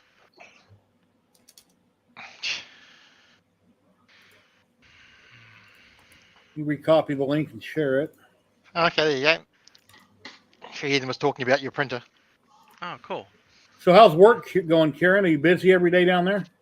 Yep. Well, I always have things to do every day. I wear lots of hats, none of which actually relate to my job title, which is a bit of a laugh. Are you usually stuck in an office, or are you out and about on job sites and things? No, normally in the office because the jobs I work and deal with at the moment, they're on that side of the country. So I'm over here on the west coast, and the jobs are on the east coast. So that's right across the country.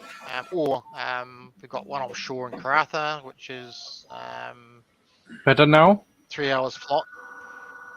Pardon? Better now with the noise level? Yeah, it's gone. Yeah, it's Oh, gone. good. So yeah, so mainly I can even do it all from home. I can sit here at home and from my desk and GSD welds 4,000 kilometers away, which is fine. Yeah, and they're still giving money. It's great. Well, they keep paying me every month. I don't complain. Money turns up once a month. Yay! Still good. Yeah, Getting me being paid retired, monthly. I get paid once a month on the first every month. Yeah, getting paid monthly sucks. Yeah, my months are about 3 days too long. All about 3 days too long. But you budget around it. That's the way it works. What do you got planned, Kenny? Got anything up and coming you're going to be working on? Can't hear you. He's putting his glasses back on. There you go. Now try again.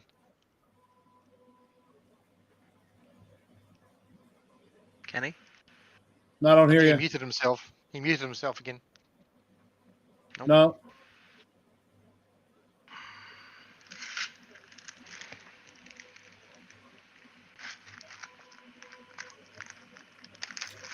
I guess it'd be bad to wear those glasses he has if you're doing a video and you're taping it and you've done the unboxing, you built it, and you get to the end of it and you realize your batteries are dead. That sucks.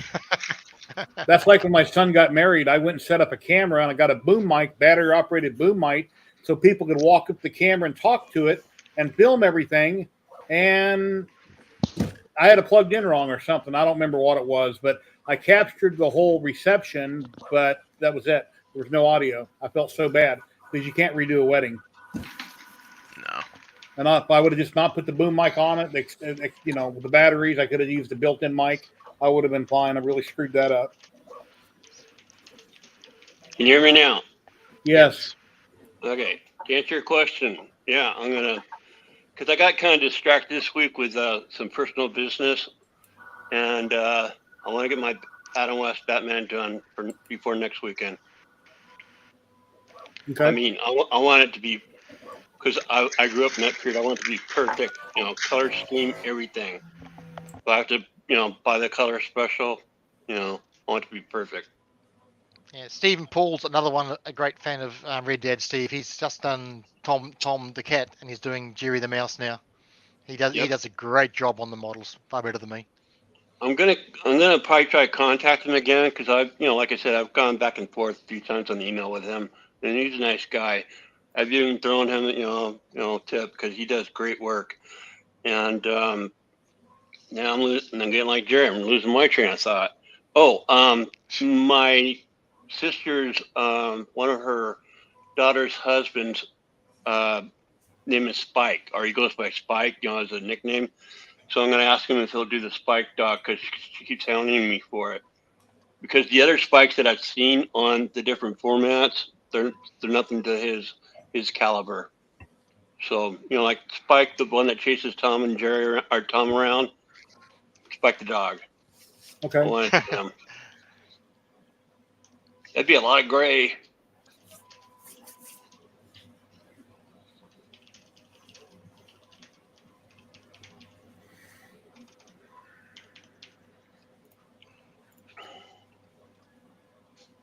Gonna be one of those days I don't have much to talk about. But I can show you my dogs. If people haven't seen them, here's my two girls right here, Sandy and Nikita. I'm holding a bone up by the camera when I took the picture. And here's my wife with Sandy. Here's a print I did for my son a long time ago, a great big giant spawn. Wow. There's a retro arcade cabinet. It's got a Pi 3B in it with like 5,000 games. Now she's getting ready to bark at me. Nikita, no barking. Yeah, Nikita, the black dog, thinks she's a cat and likes to lay on top of the couch. Picture of me and my wife when we got married.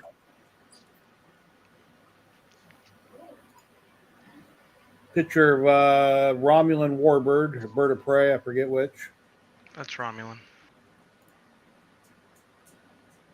My helmet my wife won from Royal Nomi and her husband, DC something. That's my little CNC out in the garage, a Saint Smart 4040 Pro. And then I got a Harbor Freight dust collector I took apart, mounted on the wall, bought a great big semi-filter for it, put on it, and got a bucket underneath it. The trash can on the floor catches all the debris, and the bucket underneath behind the 3D HP sign is just there to catch really minor debris, but all of it should go in the trash can. Here's an alien sign I cut out on my CNC, and you can see right where the T is. I accidentally screwed up on that job, and my router, Makita router, went down into it and tore up the print, but I went ahead and resin filled it and the all epoxy. You got ray gunned by the aliens. Yeah, I have to say, mate, did it into battle damage. That's my Lasermatic 10 and my Otur Lasermaster 3. I sold my K40 that I had in that room. And my resin printers, you can't see, they're to the left. Here's my tower that I did, cut out of 3mm basswood. Came out really good and done some butterflies. That was from venting. What? Could you see splitting off your exhaust? Because like you got two lasers standing there. If you put a wastegate in, you can switch from one to the other. Do you have those under negative or positive pressure, Jerry? Well, I don't have a wastegate installed. I'm talking about if you want to run both at the same time.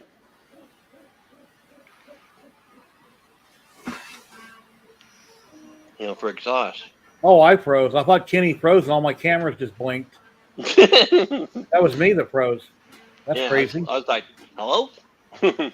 Yeah, I didn't hear what you said. You froze, and I said you froze. I and said, my cameras blinked. What I'm referring to is you got both two lasers sitting there, having them both run at the same time, and then because you said wastegate, where that made it sound like you can go one or the other. Yeah, wastegate. You could have a Y with two wastegates, so you could close one when one was on. I guess you could open them both up. My fan up top is 195 CFM. Whether that could work, sucking enough air for both, I don't know. I don't have an answer. And you got to pay for a project, and you got to start cranking stuff out and making that money.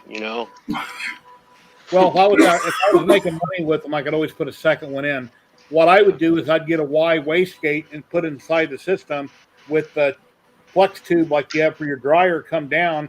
I'd take my vape pipe, create smoke, blow it at it, and see if the second one would grab any of it, and I'd test it that way.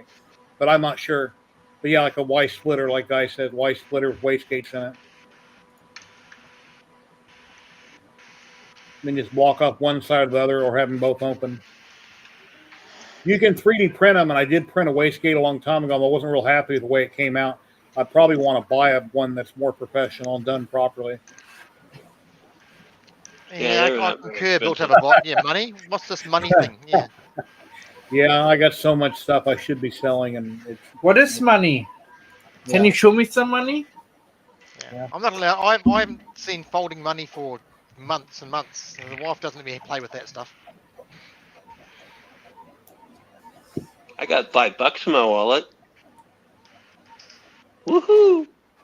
You're rich. You're rich. I got £1.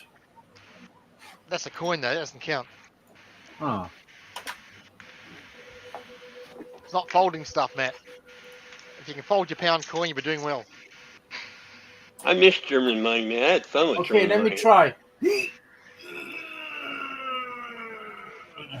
Here, I'll show you something I'm going to resin print for my son here in a minute. Let me see where it's at.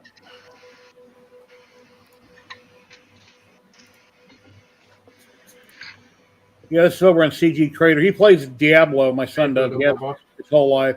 And this is a character in Diablo, I guess. I'm not sure what her name is. But I'm going to resin print that for my son and paint it. That looks nice. A little bit too dark for me. Are you going to paint it? Yeah. You said you were going to paint it? Yep.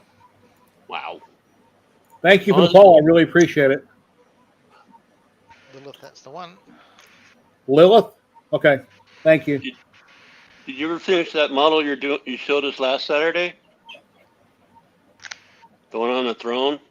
Oh, yeah. Yeah, I've got that done. Let me find it and I'll show you. I've got it up on my Etsy store. I have to paint the second one now. Let me find the first one.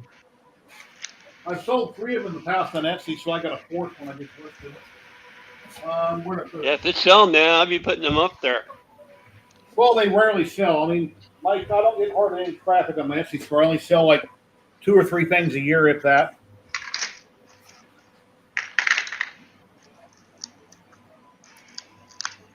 Okay, here's the finished version of it.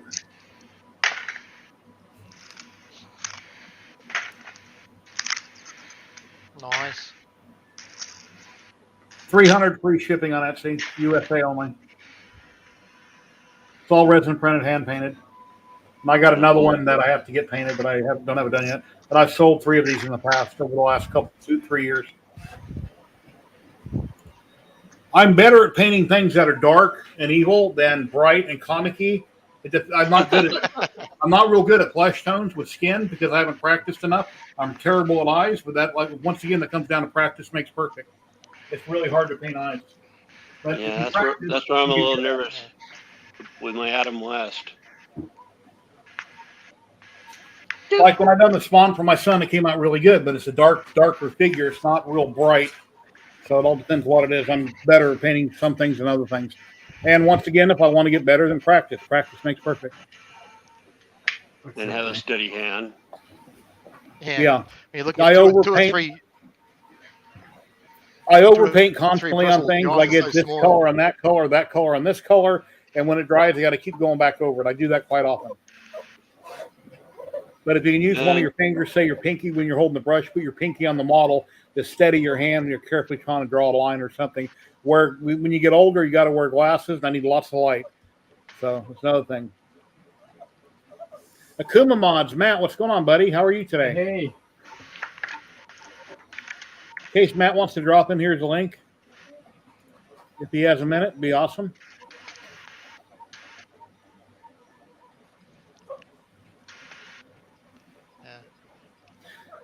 Which model? Lilith you're talking about? That was on CG Trader.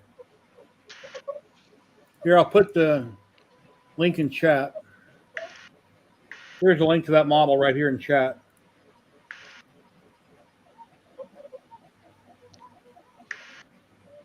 Now, with your paints, do you do any color mixing? Occasionally. What's bad about color mixing, though, is if I have to come back and use that same color again, I've got to experiment to try to recreate it. Because I used to keep it in little tiny Dollar Tree empty bottles. I'd mix up a bunch of one color when I'm airbrushing. But when I'm doing hand painting, let's say I'm painting the red cloak. It's red with a little bit of black in it because I don't want it to be bright red. I want it to have a little color, a little darkness to it. I'll add a drop of black in it. And then later on, if I have to touch up, I got to try to recreate that to do touch up. So, yeah. Good point. Yeah. Hello, Free Hidden. How's it going? Free Heathen. Hello. How are you doing? Hey. Free Heathen. I was asking earlier, what's your first name? I know it's not Maker. What's your first name? Oh, he likes to keep it private. Okay. Well, tell me privately sometime then. I was just wondering. Yeah, he's a maker. Maker, yeah. That's what I thought. Free Hayden, this is yours.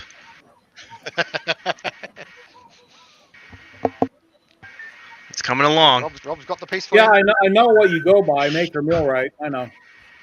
So.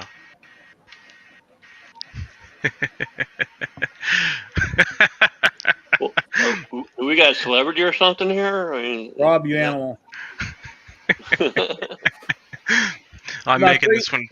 Free Heathen is another Twitch streamer. He's a great maker, and he's on. Oh, Free Heathen, that's my baby belt printer. He's just teasing you. Yeah. Well, put it this way, man. I think Free Heathen can get access to it easier than you can. I still have to figure out. He's literally across a border from America, but the border is literally, Yeah. It's impenetrable. No, there's no problem. Border. There's no problem with the US border going out from America to Canada. It's getting back in's the hard part. They happily let it go. Please. I've never been out of the country. I've been to Hawaii once, but I've never been out of the country. Really? I've lost track of the countries I've been to. Same. I don't want to go back to. Trust me. I used to live in Germany, and been all over the place. Yeah. So. Yeah, watching movies my whole life, looking at the UK and England and the really old buildings and architecture. It's like nothing that even interests me. I wouldn't even want to visit just because it's all old and it's nothing interesting. That's the cool part. Big Ben Eiffel Tower, that'd be cool, but a lot of the architecture doesn't interest me. I'd rather see older stuff in America. All the old stuff. The older the better. Anything with rocks in it. Real old towns and communities in back east in America, mining towns and stuff that have been around forever and ever. Really old buildings are really cool. One time I was at this over in Germany where I was stationed. Yeah, Mexico's another country that counts.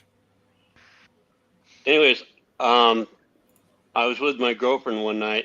My back went out, and ambulance people, the German ambulance, 4 stories down because I wouldn't fit in the elevator. They had to carry me. So them buildings are tall, man. I was 4 or 5 stories up, and they had to carry me down because my back was out. You're gonna bring out the focus out of retirement. What are you gonna do? Uh-oh. Print stuff, make stuff. He's reading chat. Yeah. Yeah. So it sounds like Free Heathen might drop in. Free Heathen might drop in if you give him the link. By all means. Yeah, I'll share it again. All right. What's that sound in the background? That's the wrong one. That's me. Oh.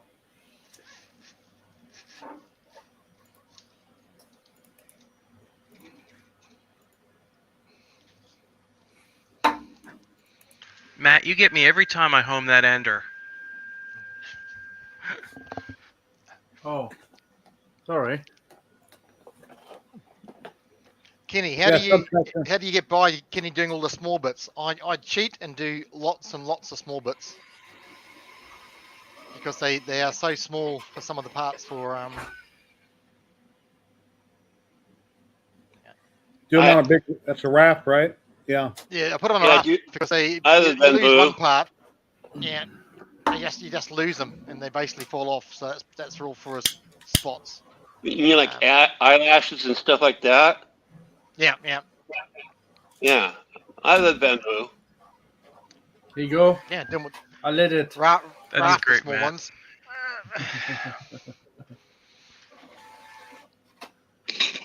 It's supposed to make a fizzing sound and go down real fast. Go out, go out, go out, go out, out. When Matt's not looking, Why you have hide scissors? when Matt's not looking, hide a firecracker. Have your wife put a firecracker in it, set it back on the shelf. I would say an M80, but I don't want you to get hurt, so just put a firecracker in it. That wouldn't fit an M80. I'm sorry. Well, what you have in there looks like an M80 now.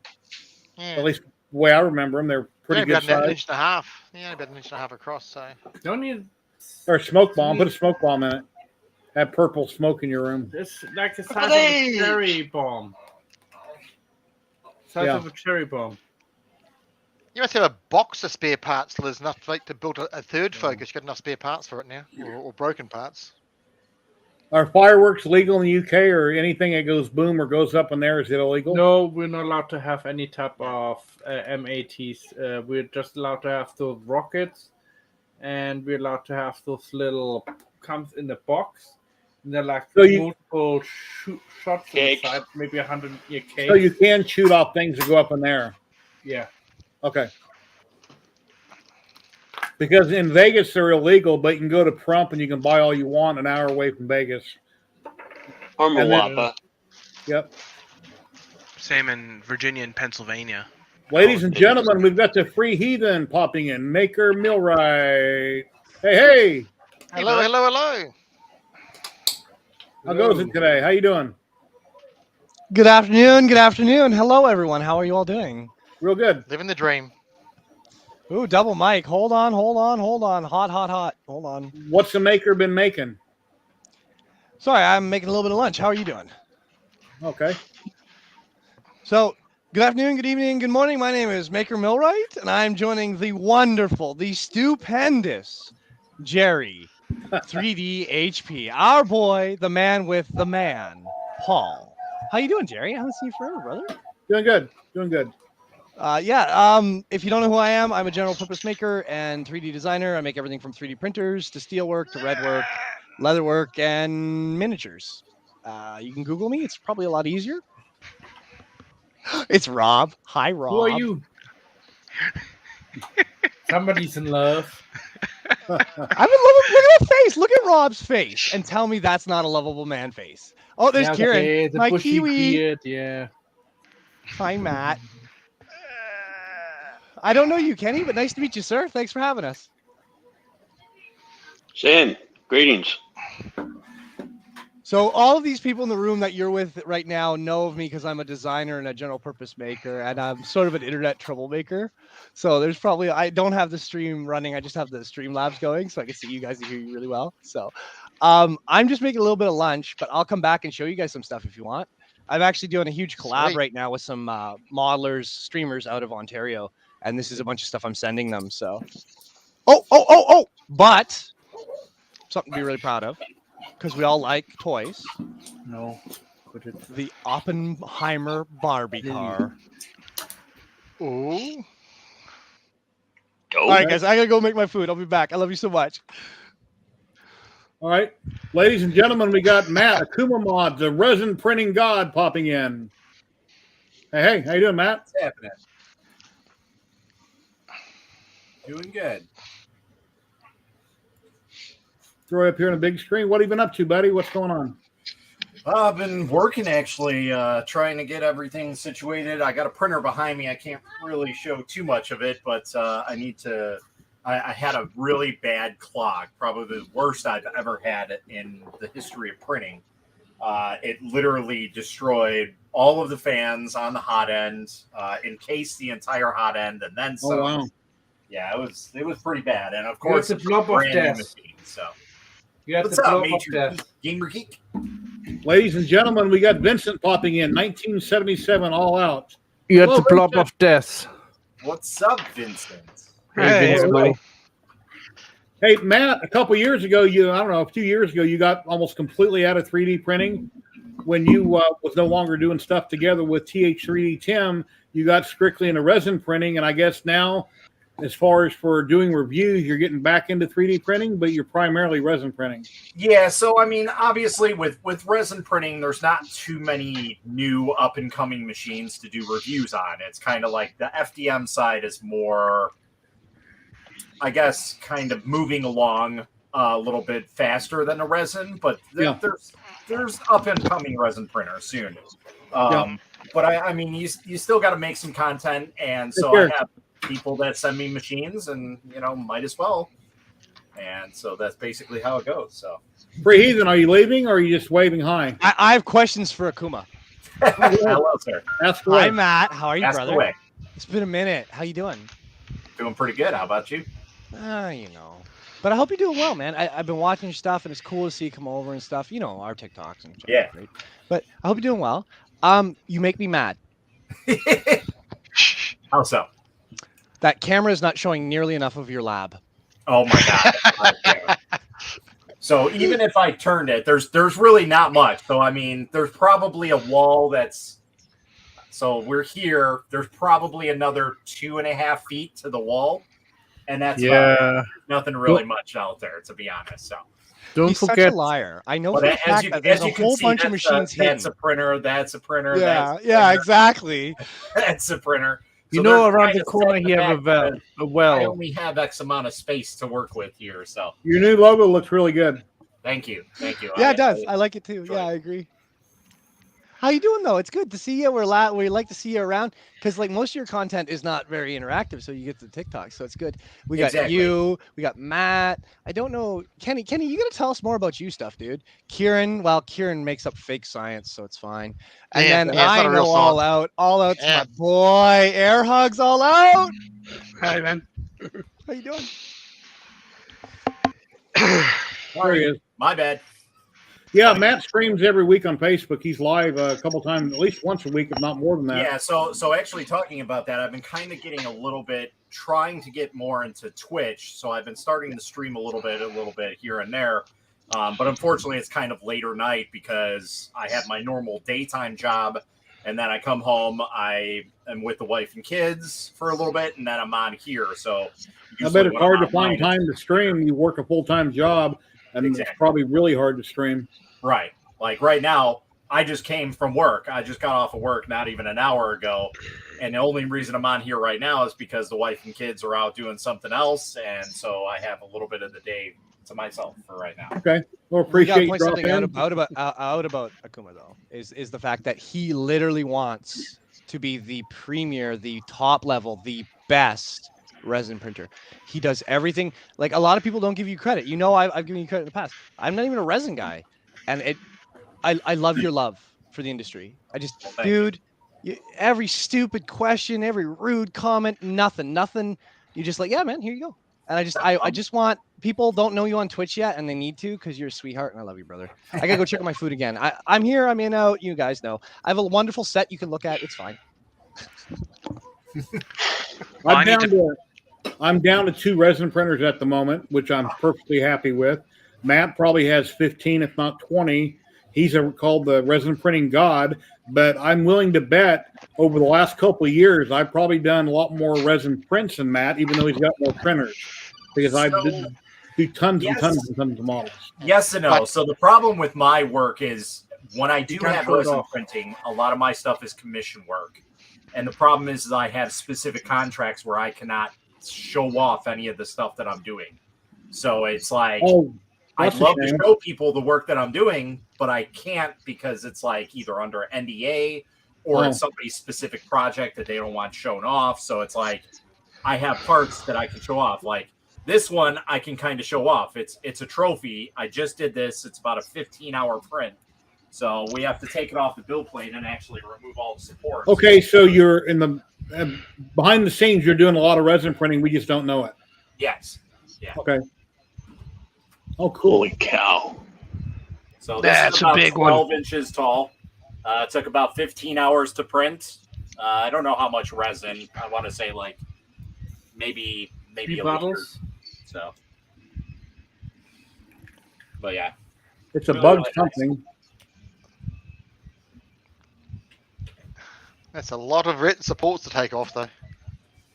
So I'll get to it. You'll see. It's not as hard as it looks. It'll actually pull away pretty easily. I have my my supports tuned in pretty well. And I'm seeing you using G-Tech. Okay, since I had the God here, which slicer do you use? So I have been grandfathered into Shitu Box, but if you are a new user, I highly suggest looking into Lychee. It seems to be a little bit more user-friendly with a lot of people, just the way that it's more interactive. But for me personally, I'm used to using Shitu Box, so for me to get away from it it's like teaching an old dog new tricks type thing. And on the Uniformation GK2, you usually use their software, which is a fork of Prusa. Yeah, that's about the only printer that is like the opposite of anything else. That's the only one that I will use that is their slicer. And again, it's a fork of Prusa slicer. Kenny just got a Uniformation GK2 8K. Nice. 2 weeks ago. Oh yeah, you got Jerry's, right? Yeah. Yeah. The one I won. I gave her a good deal on it. So I do have some new fancy resin that's coming out that I got to do a review on. Yep. Yosu. How you say that name? Yosu. I've reviewed a lot of the resin, but that's a new type of bottle. Metallic bronze. Metallic Okay. bronze. Oh, wow.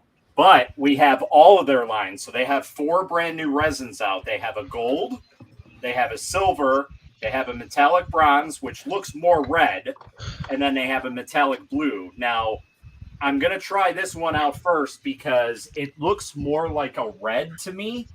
And if that's the possibility that is the case, I might reach out to Yusu and white label this as my resin, or a resin that I'm going to sell under my brand, much like I do with the Akuma Mods filament that I have here. So, Hey Akuma, They have have- you tried they the have under the recommended- hot end nebula? sorry, say that again. Yusu makes the under the hot end nebula. Have you tried that yet? Yes, I have tried that. So, How's talking it look about compared RJ, to I this? printed his ring. Yeah, how's it look compared to the purple? So it's more of a So pink. it's got yeah? kind of a color change in it. Yeah, I'm looking. I I'm don't looking know for if I that. have any more. Oh no, I do have a model. There we go. Oh, yeah, So I definitely do have change both across it, yeah. colors. Wow. Yeah. Wow. I never, That I've never looks seen nice. it, right? Wow. Yeah, so that it turns out very nice. My only biggest issue with it is that it's water washable. I personally am just not a big fan of it. I don't like water washable. Yeah, That's a so preference thing, it's yeah. personal, more or less, on that side. But I mean, just in order to get rid of like the wash and everything, it's a lot harder. I understand why a lot of people go with it because the alcohol chemicals are way worse than any resin that you'll use.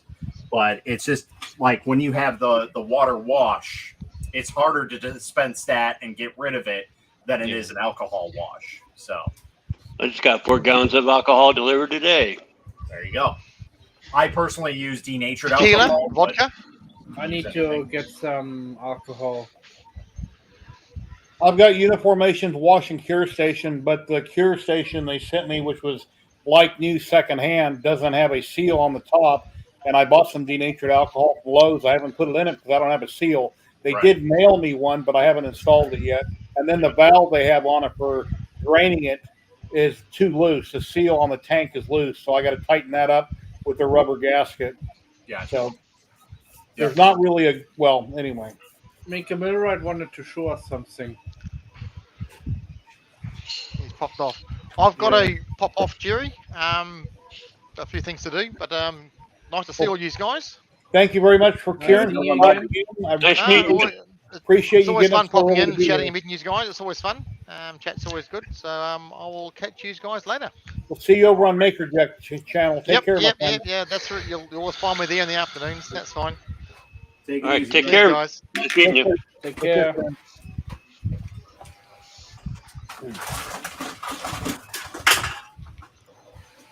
Yeah, Yosu got a hold of me about a week ago, Matt, wanting to know if I had the new Anycubic, one of their printers. They wanted me to review their resin but only in that particular printer. I said, no, I don't have that particular printer. So Yeah, it's probably because they need settings for that specific printer. I think they asked me if about the M3.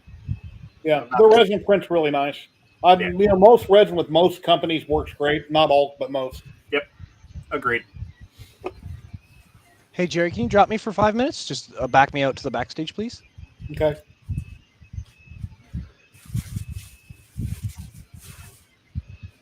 So now I'm going to forget to look down. He's going to be in the camera in a minute, throwing his hands around like this. Hey!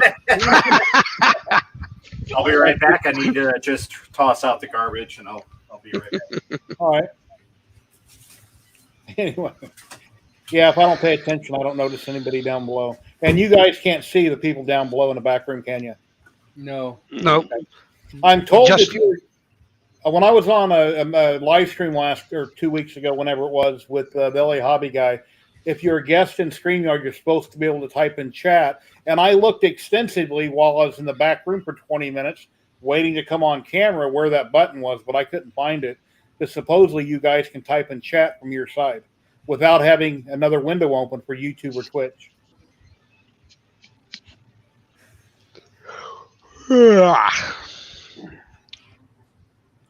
So I finally got my second printer up and running again, Jerry. Good.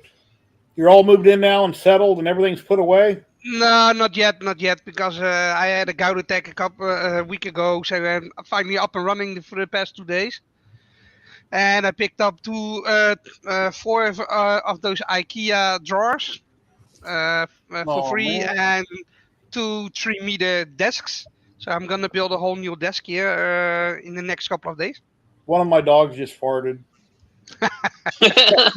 Like depressed. smell-o-vision.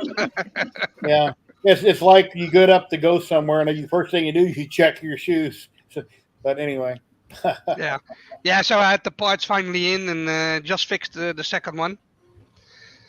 And I hope maybe the end of next week the other one will be running. Well, I think it was last week or a week before we talked to you, and you were making some parts for one of your customers, and your printer was down, and you were worried about what to do. But I guess you resolved the problem. Yeah, you have to keep on going. If you sit still, you will never get there, you know. So, and I know I want to buy a better printer, but you have to start somewhere. I'm really thinking about buying a Prusa for those small parts. Okay. Really thinking about it. The price, Well, it's almost €1,000 to get it here. You ought to buy a Bamboo Labs. Yeah, that's another thing. A friend of mine was talking about it. Why don't I do the supports in water washable and then do it that way? So you basically, if you print like 3,000, you don't have to remove all the supports. I was like, that's maybe a good idea. Well, if you ever need any help, RD Pucks, I'm here and I'm around. Yeah, and then my keyboard broke, so I bought 2 new ones.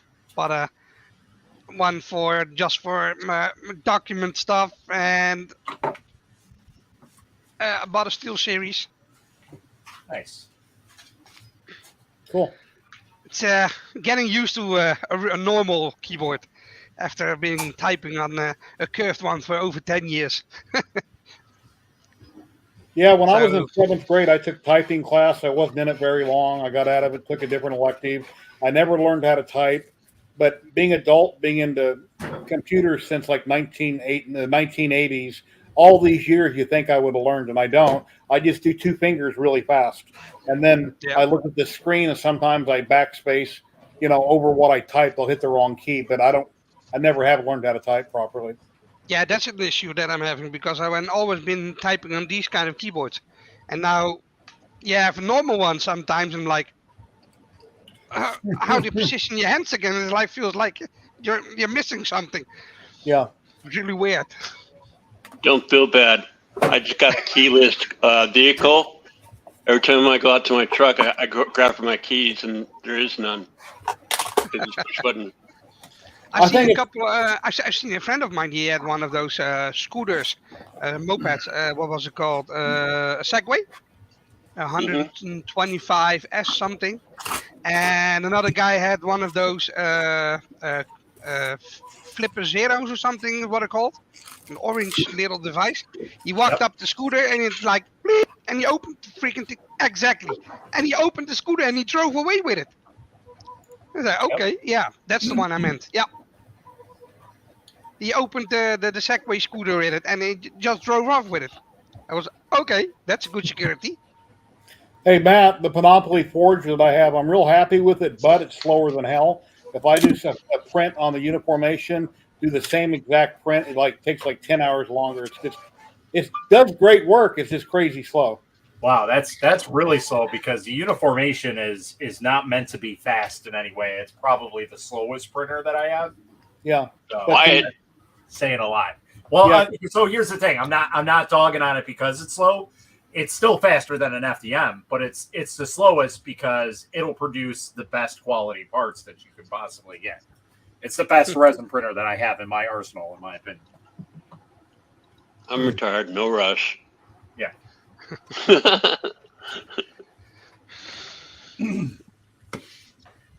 Even though I got a rat rig that's got fast steppers in it.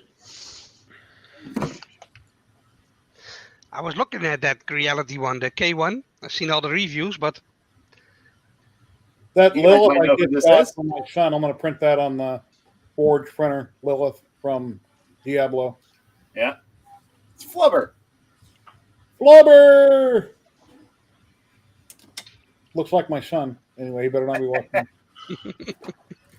All right, let's get this all situated so we can start taking those supports off and everything.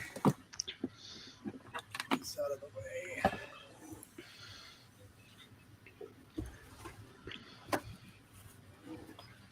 How old's your daughter now, Matt? She is 4 years old. Okay. So one of these days you'll get her in a 3D printing, I'm sure, and resin printing. Oh yeah, absolutely. My son already he took my Anycubic Viper, so he's been printing away on that thing the last. How old's your son? I didn't realize you had 2 kids. He's 12. Oh, okay. Matt, what was that printer that you were tinkering with? The high one that you had a lot of issues with. What was it called again? Can't tell you. He's like, oh no, don't start that one. I can't say anything right now. But all I know is I have to replace the hot end on it, basically. So Okay. all the parts in the hot end. You think it will be a good printer for printing like rockets? Yeah, I think so. It'll be a very solid printer. It's basically a 500 millimeter squared bed slinger that has auto leveling. It has clipper, so it's going to be really fast. So it's got a big shoes to fill, but it's already looking way better than any of the ones that are even close to it, like the 450, like the Neptune Max, the Cobra Max, and definitely the CR10 S5, which is basically the only machine that compares to that. So, Whenever you're ready for Ethan, just wave. I'm watching you. Okay. Here we go. And he's back. Lucky to be here. Thank you for having me. How was lunch? Simple, humble, but good. I had some oven roasted bread. Ooh. I kind of recognize the face. What is the character? it's a Hornet. So this is a custom designed trophy that somebody made.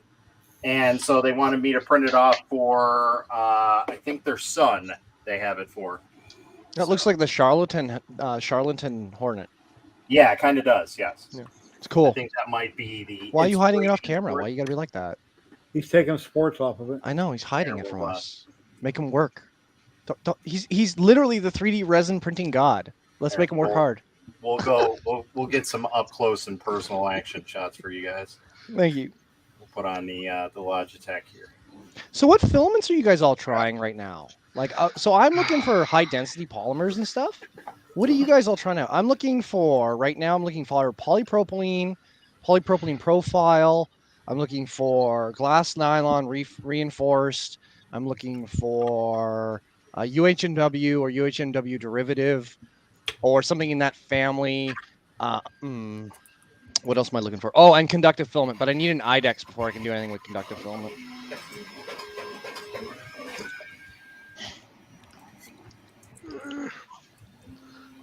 Still need some fine tuning. Apparently, you guys aren't into Put industrial. into it, Matt. You what? Put more elbow grease into it. You know, like. No, I don't like to slip away. I know. I'm I like just to kidding. just easily, Be game safe. in there and Be safe. follow it through. Almost there. So, what do you think of the Wham Bam plates, like the pop-off plates? So the Wham Bams are pretty good. I think they're a little bit expensive for what they are, to be honest. There's another guy out there called Tony Morrow. He makes the Magflex plates. Unfortunately, they're only through Kickstarter, but I pretty much have those on any of the bigger machines. So I have the Galaxy One, which is a 400 by 200 by 400 printer. Machine. And that one I have it on here. Unfortunately, with the Mega, because it's perforated, you can't really have a magnetic plate on it. Yeah, So, yeah. This resin will fill all the holes from the backside and just make a big mess. Yeah, just ruin it. Yeah. Well, you have the magnet on it, but then you can't submerge it because of the adhesive on the glue on the magnet. You can't put an IPA. So when you do that, do you do a complex layer at the bottom to alleviate the stresses to allow the resin to cure at its own rate, or does it just go right to the plate? No, this goes right to the plate. So I use this specific tool. This is basically like just a large window scraper. Yeah. And the reason why it has such a long handle is so I'm not bashing my knuckles on the side of the bill plate when I'm trying to use it. Because I used to have one that was probably about the size of this shaft here. And anytime I get underneath it, I'd be blasting my knuckles apart, trying to get underneath it. So I'll usually get underneath the print with this because it's very, very thin, very small, very sharp. And then I'll take this. This is probably my best scraper. It came with my EPAX printers a while ago. And I just get underneath there and it'll get it. And then if I need a little bit more room to like wedge it off, I'll use my big frozen one to kind of pry on it. I use a Build-Tax spatula, which is made for FDM. It's paper thin, and I used to use that quite a bit. But most of the time, once you get underneath the corner, the whole print will pop, depending on how the supports are designed. But exactly. And flex plates, I have two. I did have two Wham Bam plates. I loved them; they work fine. But I'm just as happy not using them. So either way. Yeah. Is anyone here a specialist with Elegoo? Well, I mean, I have some contacts with Elegoo. Okay, I need the resin complete side. wiring circuit for the Neptune S3 board because they don't label a couple of the out pins, and I have some ideas. Okay, I'll have to look into it. But This is the just so you get a screenshot later. This is what I'm looking for. You'll see that. Hold on, this is like exactly an what I'm Obey looking network. for, and it's missing. You'll see on it. It's missing some of the and I'm just gonna hack my machine. Just like if anyone has done any hacking to the screens for the Elegoos yet, let me know. I'd say go to Reddit, look on Reddit for a lot of that information. Reddit. Fakers. Anyway, this is a Jimmy DeRista Razor Akuma. I recommend you get one. Ooh, nice. Yeah, so what you can do is put your own handle on it and you get it nice and you can sharpen to whatever you want, right? See, and I was looking for something like that, but I ended up getting something like this, which is like a giant blade. It's very, very super thin, but it's hard to get in there. Thank you. Thanks, Jerry. Why do I feel like I'm in a movie? That's not a knife. This is a knife. Oh yeah, we don't play that game around here. I'm an industrial mechanic. We don't play that game. I'm good with skill. You bring a knife, I'll bring a bone. It's an MKS Robin board. Thank you, Guy the Jedi. I will have to look that up. I want to know what those output because I'm gonna hack this board and I want to hack the monitor. I don't know if you guys know who Retro Maker TV is, but he's a good friend of mine. He's a really, really good designer.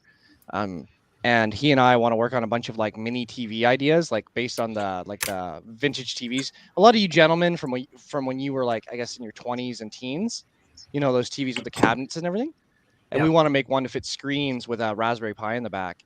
But I want to hack a bunch of different screens, and I'm in love with Elegoo. I literally would love to work with them. I wouldn't have a clue about what he's talking about. I hack a lot of stuff. That's like what I do. I make stuff.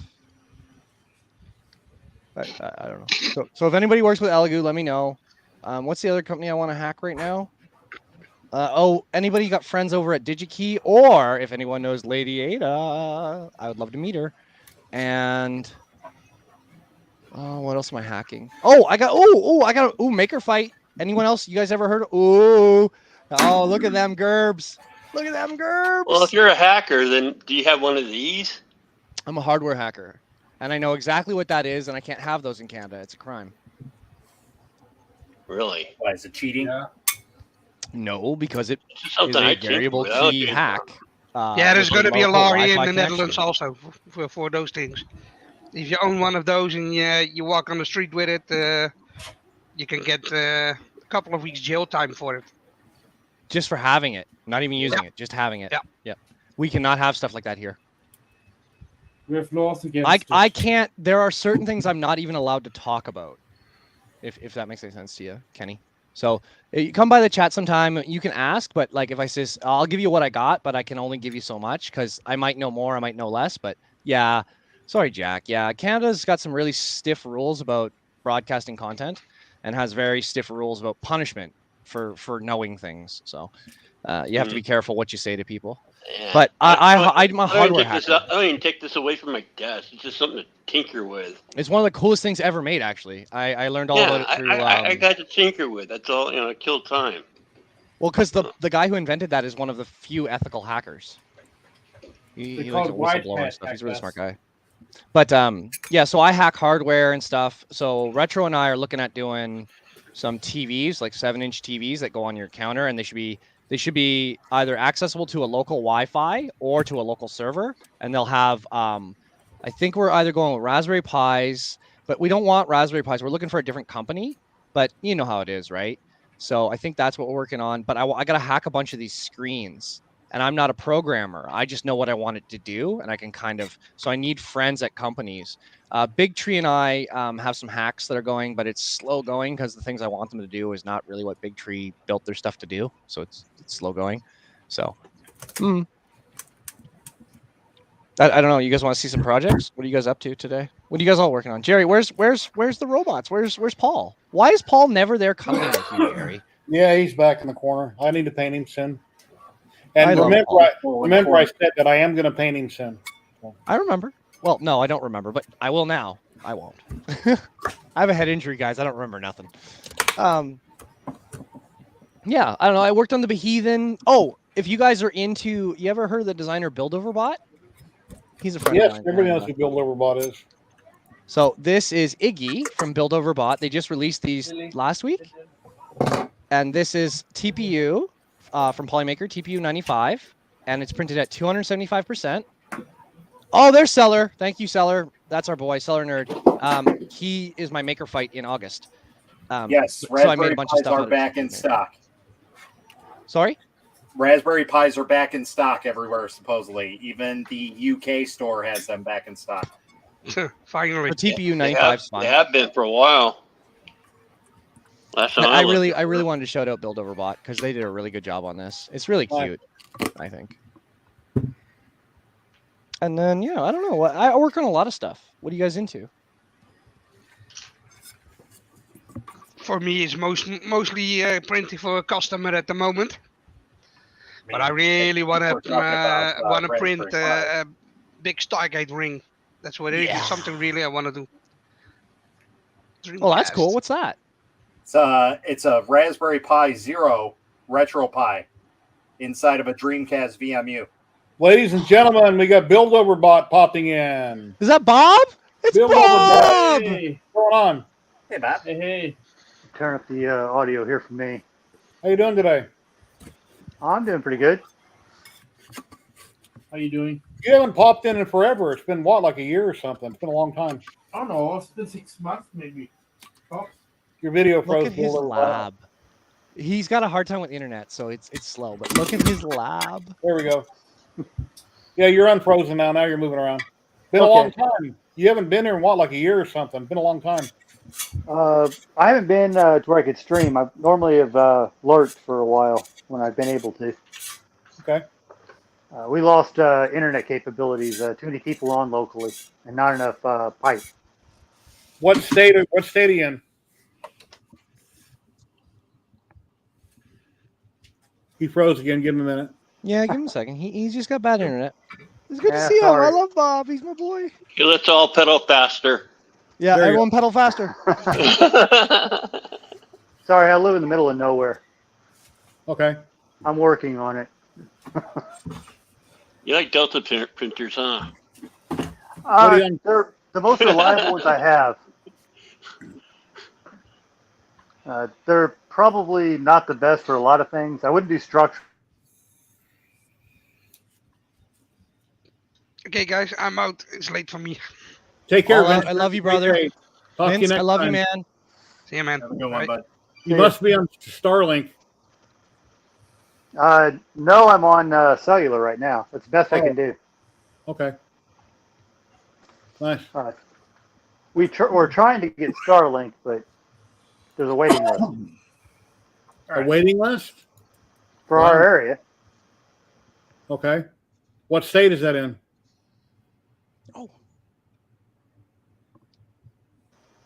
Yeah, they're trying to make it a national park. Sorry, a national forest. Okay. It's Bob. I love Bob. If you guys don't know, Bob is my boy. I love him a great deal. So I don't generally print a lot of people's work, but recently I've been putting up other people's work because I just did 1,000 here on Twitch, and I felt like I should be giving back as far as I can, as deep as I can.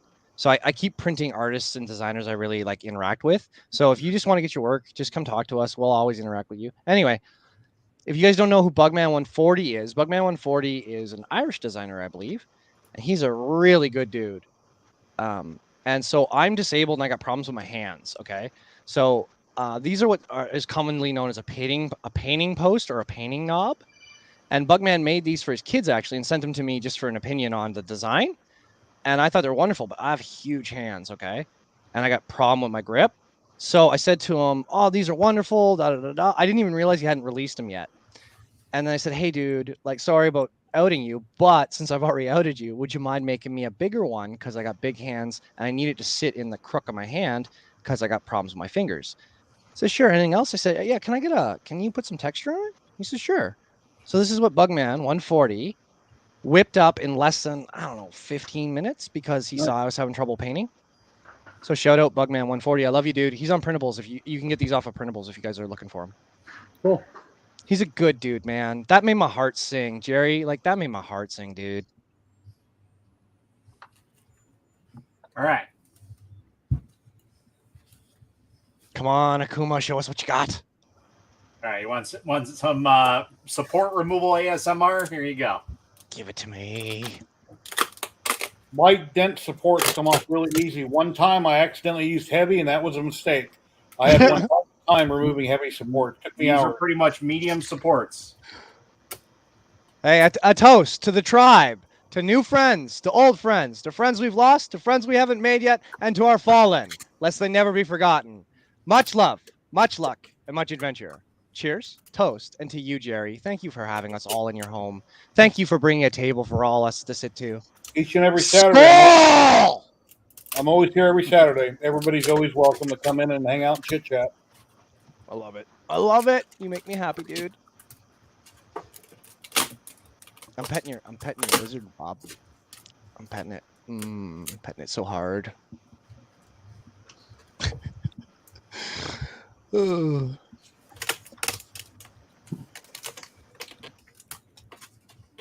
So how long did that take, Akuma? 15 hours. That's it? Yep. Because It's they a were on my 0.5 speed meter? settings. Well, like 2 millimeters thick when you hollowed it? 3.5. Okay. Wow. Okay, now I got a question right there when we talk about hollowing.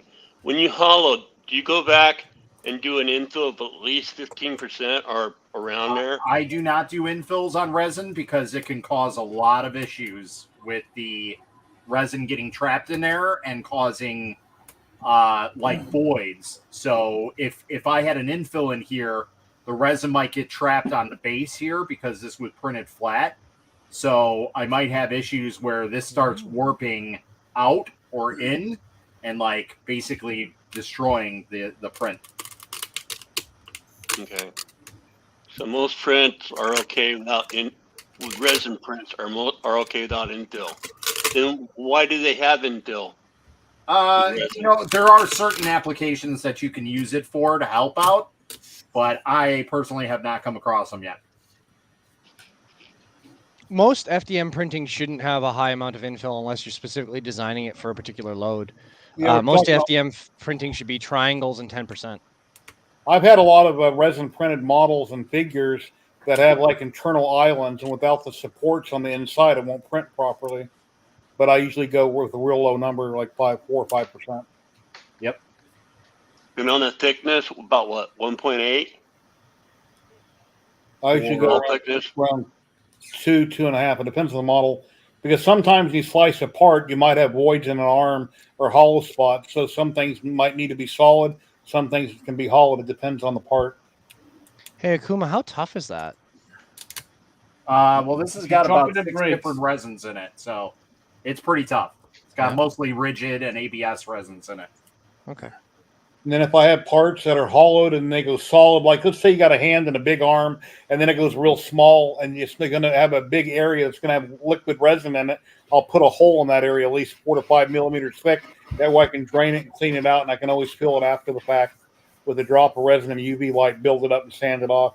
So this is a trick that a lot of people don't know or get when they're doing resin printing. So the issue is a lot of times, like I use a base on my supports, right? So what happens is originally these would have been all connected to this circle here when it printed, because it's gonna cause a base layer, and it overexposes the base layer, right? So it sticks to the build plate. So what happens is it literally fuses to the print and becomes part of the print. So what I did is I have Sheet2Box Pro, so I can manually move these supports in away from this entire hole and do that. So that way it's not touching any of the base on the inside either. So it's its own support island. I've never seen lightning infill in a resin slicer. Have you, Matt? I don't even know what lightning infill is. Like I've heard of it, but I've never seen it. It's basically hollow, and on the inside wall of the model, a piece will come up like a lightning bolt to grab what it needs to touch, but you still basically have 100% hollow. I've used lightning one time. They're tree supports inside an object is what they are. Yeah. If you're curious what lightning infill is, it's tree supports inside a... So what is the common... So you were no infill and mostly just making perimeters or walls, right? Yep. Yeah. So it's just a solid chunk of plastic then. I wanted to print this, but I didn't want to print it solid because that would have been like 5 kilograms of resin, and it would have weighed like 20 pounds. Yeah. So I hollowed it out at 3.5 millimeters for the thickness. So it's still beefy enough to where it's going to be okay during transit and not get beaten up, and if it drops or anything, it's not going to shatter into a million pieces. Can you electroplate that? I've seen some people do it. I don't know exactly the process of it, but I've heard that you can electroplate resin. Oh, interesting. Yeah. I thought the supports were way harder. Well, I saw you just crush them with your hand. Yeah, so the supports it's kind of like FDM. You want them a little bit lighter, so you can actually tune your supports to be heavier or lighter depending on what you want. Like there's even lighter supports than this. A lot of times when you see like miniatures, they'll just literally break away from the support. So like this one's got quite a lot of supports on it, but it's easy enough to where I just take it, squeeze it, and it just pulls away like it's nothing. And then some resins, you'll have more problems getting them off. It depends on the resin, but most of the time they come off real easy. Well, and the exposure rate as well, too, right? Yeah, that's a big thing that a lot of people don't really understand. Is that's the huge difference between resin and FDM. Is your exposure settings really rely on a lot of stuff, not just printing itself. It relies on the fact that are your supports going to be good enough to remove? Are you going to have the right So like on here, you know, like this A has a little hole in the center to make it look like an A. If you have too much exposure, that'll close in and it'll become a singular piece.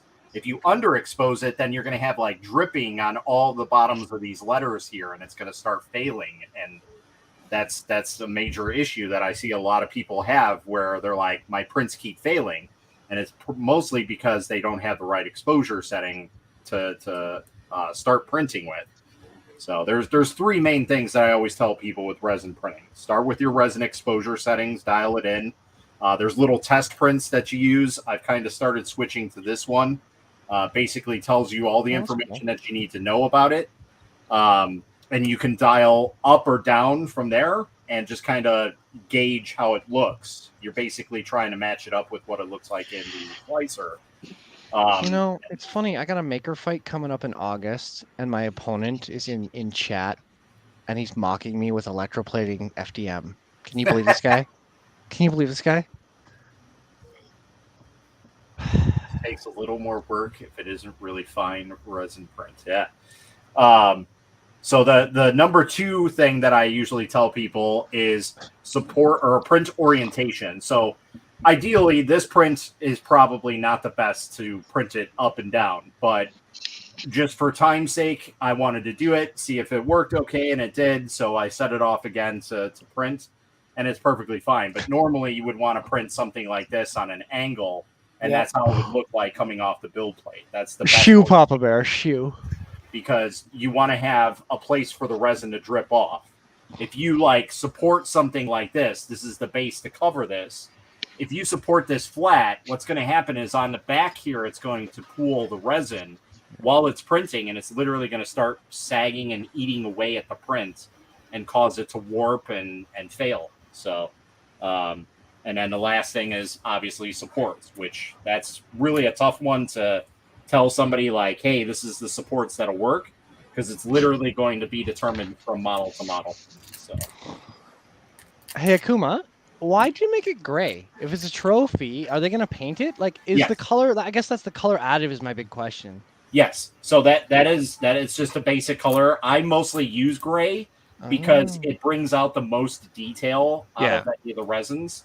Like black is nice, but it washes the detail into the print. And just the like same white. thing, white, my lights are white level, so when I hold it up to a light, it literally disappears. Like you just see an outline. It's really bad.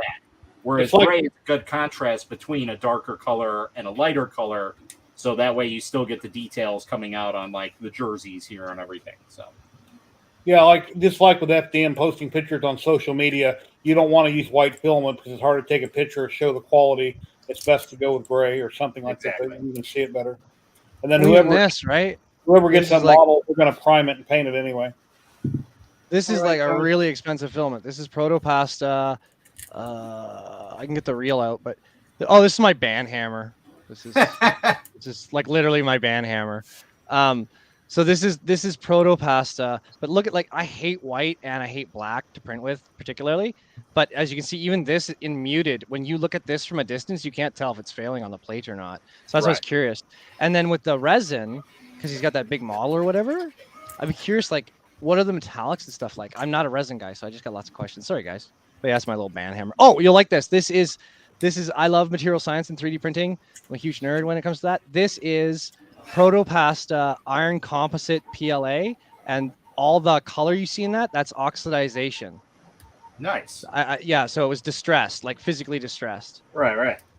So I got a rust kit that I've never used where you can rust models. Yeah, there you go. Oh, it's so good, Jerry. They're so good. I bought it like a year ago. It's sitting on the shelf.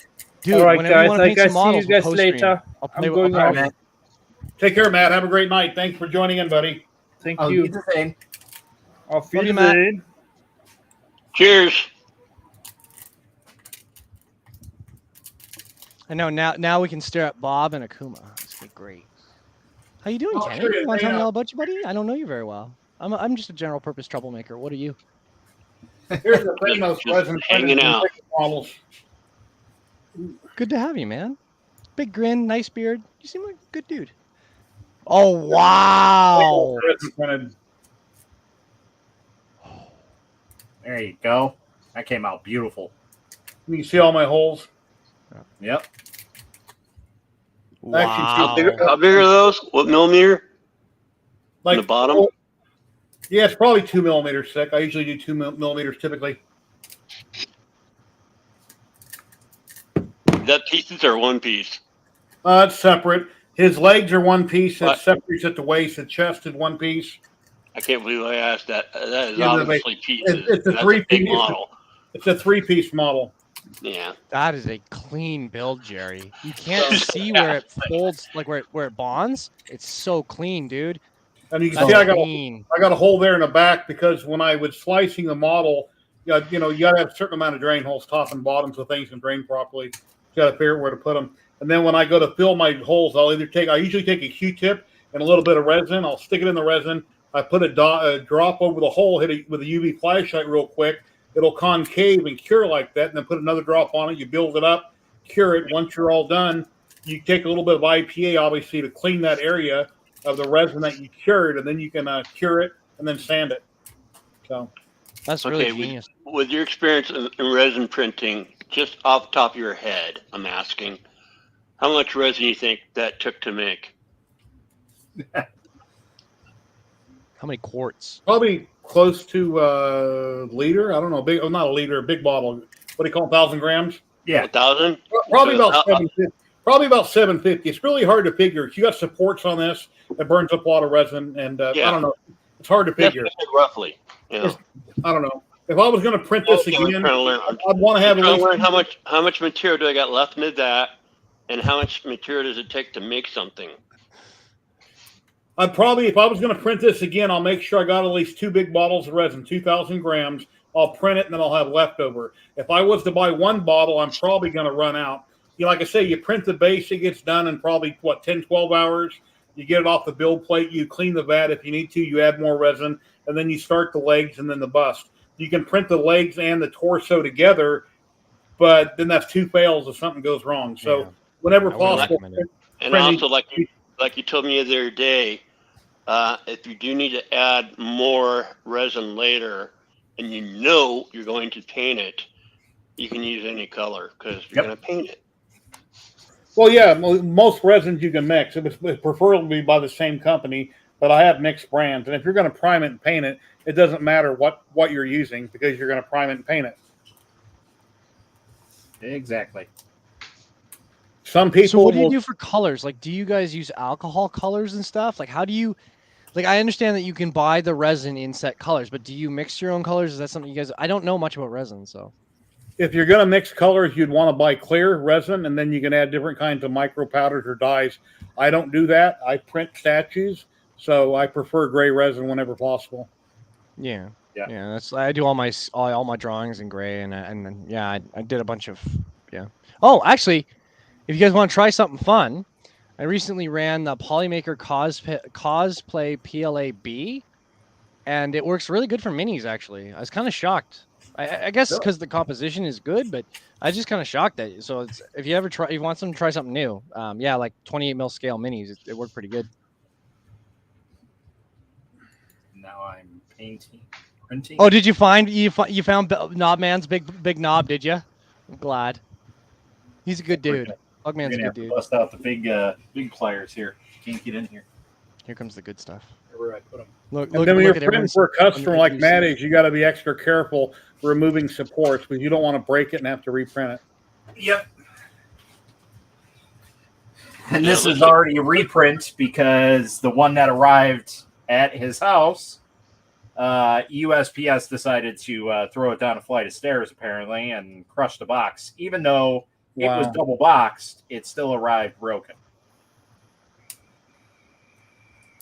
So, fun times. So it's not going to come out like a big plug. Yeah. So, hey, Jerry, when are we going to get you doing cosplay? I don't know if I ever will. Come on, man.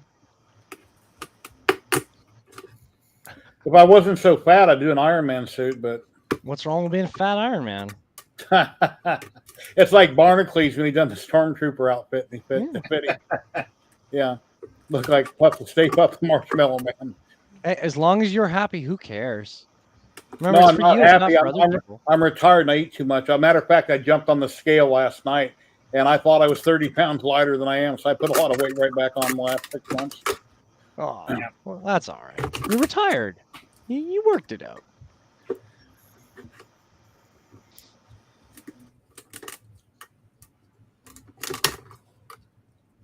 Get the Germel out. Phew. I could. So build overbought. What's new? What's been going on with you? Basically, just been working. Probably more active designer than in streams, but basically design for things, work, and be print for shows. That's not much new as far as on me. Yeah, Yep. Heathen's showing one of my latest.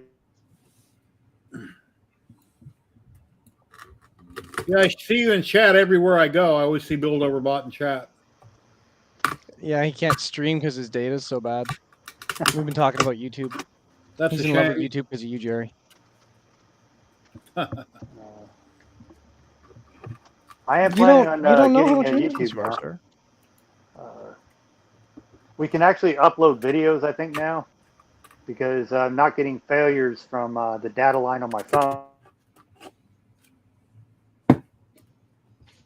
I'm not getting data. Ooh. Exactly. He'll be back in a minute. There he is. Sorry. Where did you say data on your worry phone about it. and then you froze? I can upload with the phone because of the data plan to YouTube, but we have data issues on our regular internet to where if I upload a large file, it fails. Wow. And you can't get better internet where you're located, right? You said you're waiting on Starlink. Yeah, I know Loyal Moses, he's on Starlink and he occasionally has trouble with his internet. Did I chase off Rob Mink? I must have. Yeah, he was in here earlier. Yeah, he had to go. He wanted to go take a nap or something. No, he doesn't want me to bug him about the machine. I'm so proud of him. That's so cool. Well, that's the best way to get a response. Publicly ask somebody something, depending on what you're asking, that is. But especially with a company. But if you're not getting any response when you directly contact the company, nicely publicly ask them, and then they tend to respond right away. Because everybody's reading the comment. Just be, nice about it. Oh, no. I tease Rob Mink because Rob Mink is a bloody genius who invented a budget 3D printer that can be printed on a printer that uses a canvas belt to try and make the world better. And not only that, but it's an infinite Z, so it can make miniatures like no problem. Mm-hmm. You can make an army of them. Ooh, Jack. So Jack, the little one. So remember, so I'm 6'2", and my hand is about 8.5 to 9 inches long. So you can see that it's quite small. Very good for women and children and I guess teenagers. But these are big, so you just want to double check them. I think it's 32 mil at the top, so you can do your scaling. And again, I should be showing off Bugman's logo. Yeah, we just want people to paint and have fun, right? And I love it, the idea of parents painting with kids. I really like that because it's better than TV, right? Depends what's on. I don't know. Maker Senior might show up here, and then you guys will be hanging out with Maker Junior and Maker Senior. What was that series I just watched on Peacock? I was talking to you about it. Twisted Metal. Twisted Metal. Yeah, I just got into watching that first season. That was awesome. Any good? Yeah, excellent. Based on a video game, really good. I used to play the game, so that's why I'm curious. I watched a little clip with Sweet Tooth and John Doe, and I was just curious. I want to print that mask from Sweet Tooth, so if anybody knows where that's floating around at, I would like to print that. I don't know about that mask, but the original Sweet Tooth mask is around somewhere. Vulpin did one, right? Maybe. Then Witcher has 3 episodes out. I watched them this morning or last night. I don't remember. There's 3 more Witchers out. DM me, Jerry. I'll find you that mask. I got lots of. I got people you don't. Yeah.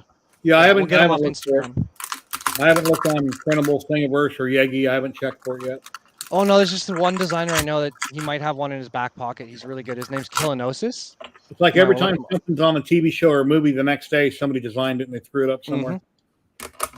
Even with commercials. Remember when all those Obi-Wan commercials came out? Everybody was doing all the little props that Obi-Wan had. That was sweet. Or Baby Yoda running around the robot, controlling the robot. I forget what that's called, the big robot, but that was cool. And then like the next, hey Dum Dum, how you doing, buddy? Long time no see. How you been? We got Dum Dum in the chat here on YouTube. Let me throw down a link in case he wants to come in.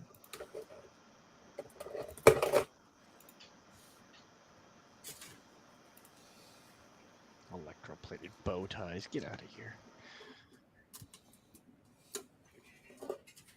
Currently got 33 people watching, 18 on Twitch and 15 on YouTube.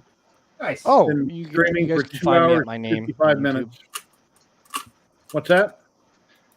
One of these names works on YouTube. I'm not sure which one.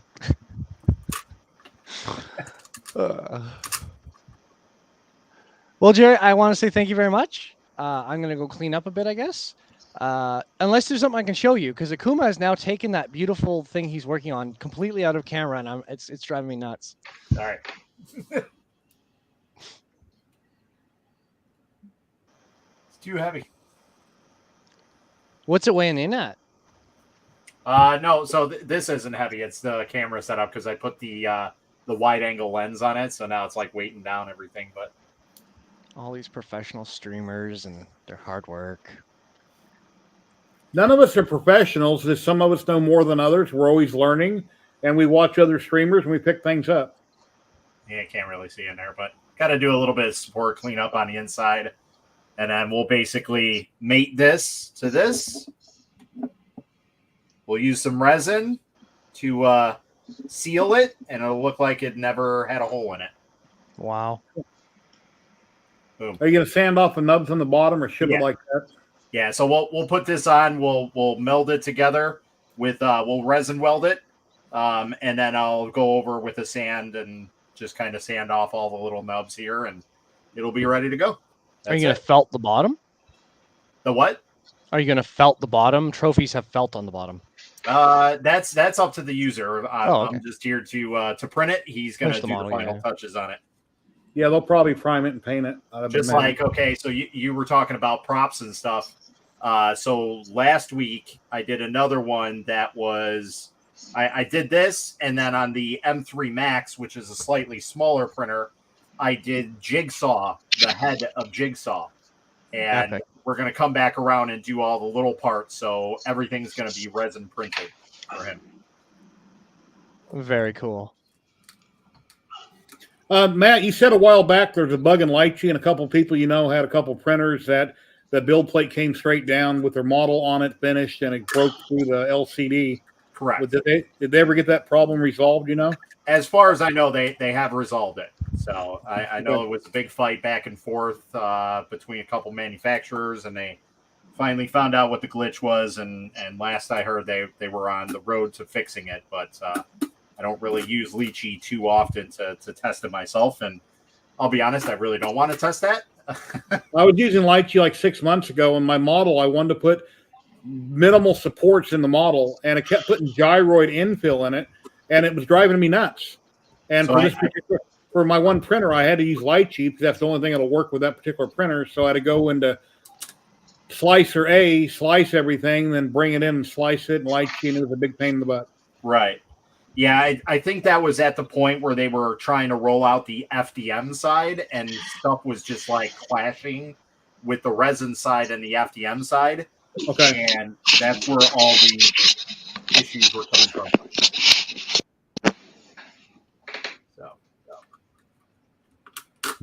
Yeah, that loud noise, guys, that was Kenny touching his glasses. His microphone is built into his glasses. Nice. He's got a speakers and microphone built into his eyewear. Really? You heard that? Yeah, it was real loud.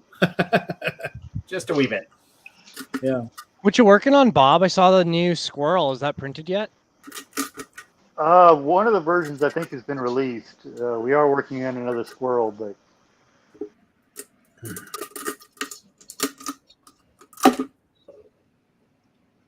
I'm only going to have, I think, 4 files up on things this week. You got that Sasquatch around so we can see it? Yeah, let me get it.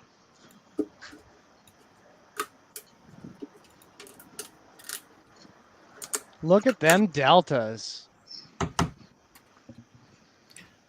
FL Sun Q5, I think it is. I have one sitting next to me. It belongs to my wife. She claimed it. It's just How tall do they run? I'm not sure how the V400. I'm not sure how big that is. It is I think it's like 300 300 by 400. I have one right here. Swords. Oh, 400? Okay. Yeah. As far as height. Yeah, I'm curious with the travel of the round and 400 tall. I can't remember how. I'll have to look up the actual height of what they claim, but anything taller than one of the swords from 3D Print World pretty much fail. I barely got one of those out yesterday. Yeah, but that turned out good. I saw that one. It was good. 3D Print World, they're working really hard too. So You know, if Bill Overbought needs to use the restroom and he could figure out when it's going to freeze, he could get up and go and come back, sit down, and we wouldn't even know he got out of Yeah, I actually did walk probably 30 feet. This is the Oh, nice. little Love it. Sasquatch he was talking about. Yeah. There you go. I love that, dude. That's really good. I'm surprised this did get.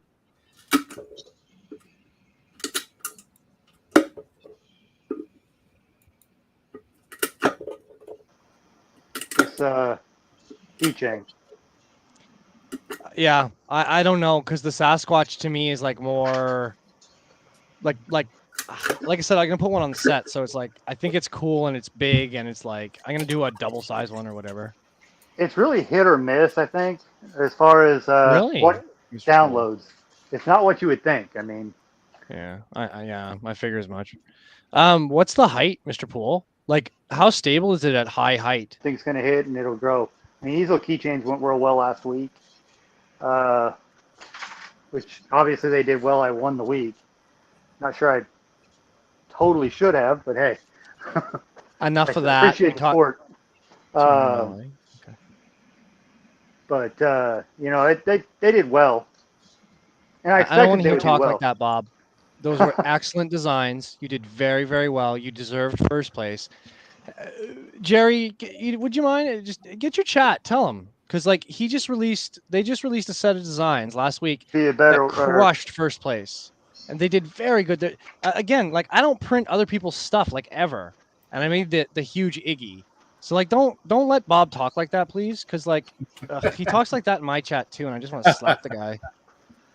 Well, the other guy just made a sword that spins as you extend it. Absolutely awesome. He's berating this, just so you know. This is amazing. Just you know those the lightsabers extension. I got a bunch of them laying around here because I make them, but.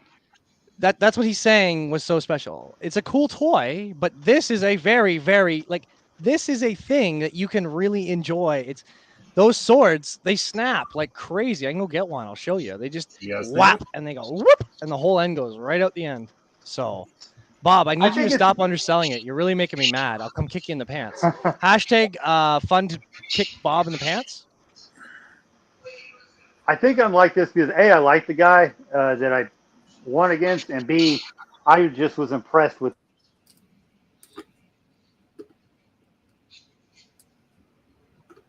You got a rinse and a tub of IPA. It looks from here. It looks pretty big. Yeah, it'll fit just inside here. Like it's just big enough for this print. Is that too big for the anti-cubic wash and cure? Not the plus. No, it'll fit. Okay. I have to remove the tray from it, but it'll work. Okay. Because I still have that. My anti-cubic Photo Mono X, like I said, like what was it, 8 months ago? I sliced the model in Cheetah Box. I threw it on the micro SD or the flash drive. It seen the file name, but it couldn't see the file, and I could never print. Couldn't figure out the problem. They sent me another control board. I figured something was wrong with the board. I put in the new board, same problem. So I have a printer that I would like to be using or selling, one or the other, but it's not reading file names, and I don't know why. So when it's not reading file names, like it's on the USB drive, but it doesn't read on the LCD screen of the printer, right? It'll show the name, but it won't show the picture, so there's nothing to hit go on. Check that it's writing the correct file name when you go to save it. Yeah. Because different printers have different extensions, yeah. Yep. I need to go back and experiment between that and the light sheet. Like all of a sudden one day it just quit working. Yeah, I've seen that a couple times, usually with Shitu Box, not with Lychee. So, All right, Jerry, thank you so much for having me. Man, Akuma, it's so good to see you again, dude. I appreciate you. Thank you for all your hard work in the resin world. You're working really hard there, dude, and I like it. thank you very much, sir. Nice to meet you, Kenny. Bob, air hugs, buddy. Hey, Free Heathen on Whisper on Twitch. Let me know your real first name. I'm curious. Appreciate it. It's Batman. Okay. I love you all. Thank you for having me in, Jerry. Take I care. gotta Thank go. you very much. Be safe, everyone, and check me out, Maker Millwright on YouTube. Twitch. No, I'm on both platforms now, and the Free Heathen Workshop on Twitch. Very cool. Have a great day. Thank you very much, my friend. Thank you for having me. All right. Bye-bye.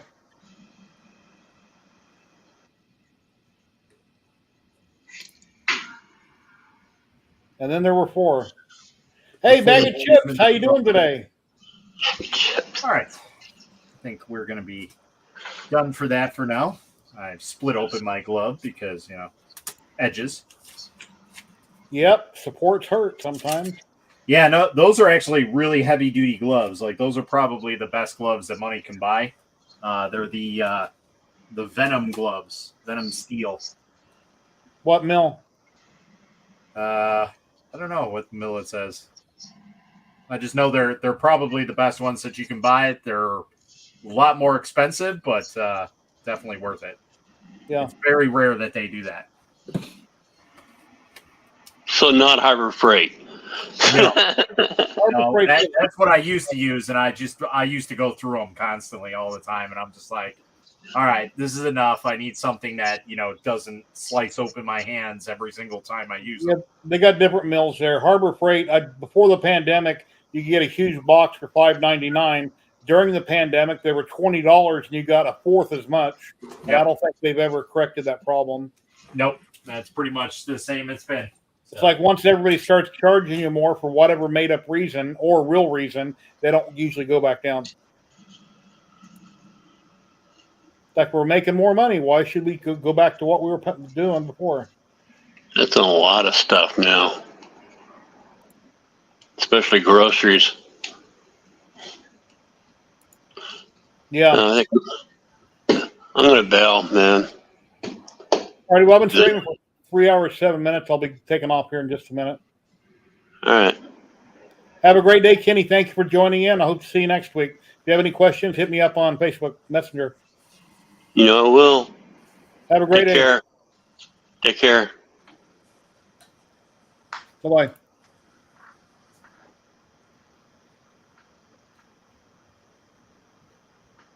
Let me see who we got out there on Twitch land that I could raid. I usually get off so early, most people aren't on. I see Maker Deck. I usually raid in the Maker Deck. All righty. That's much better. Join back in Twitch. Okay.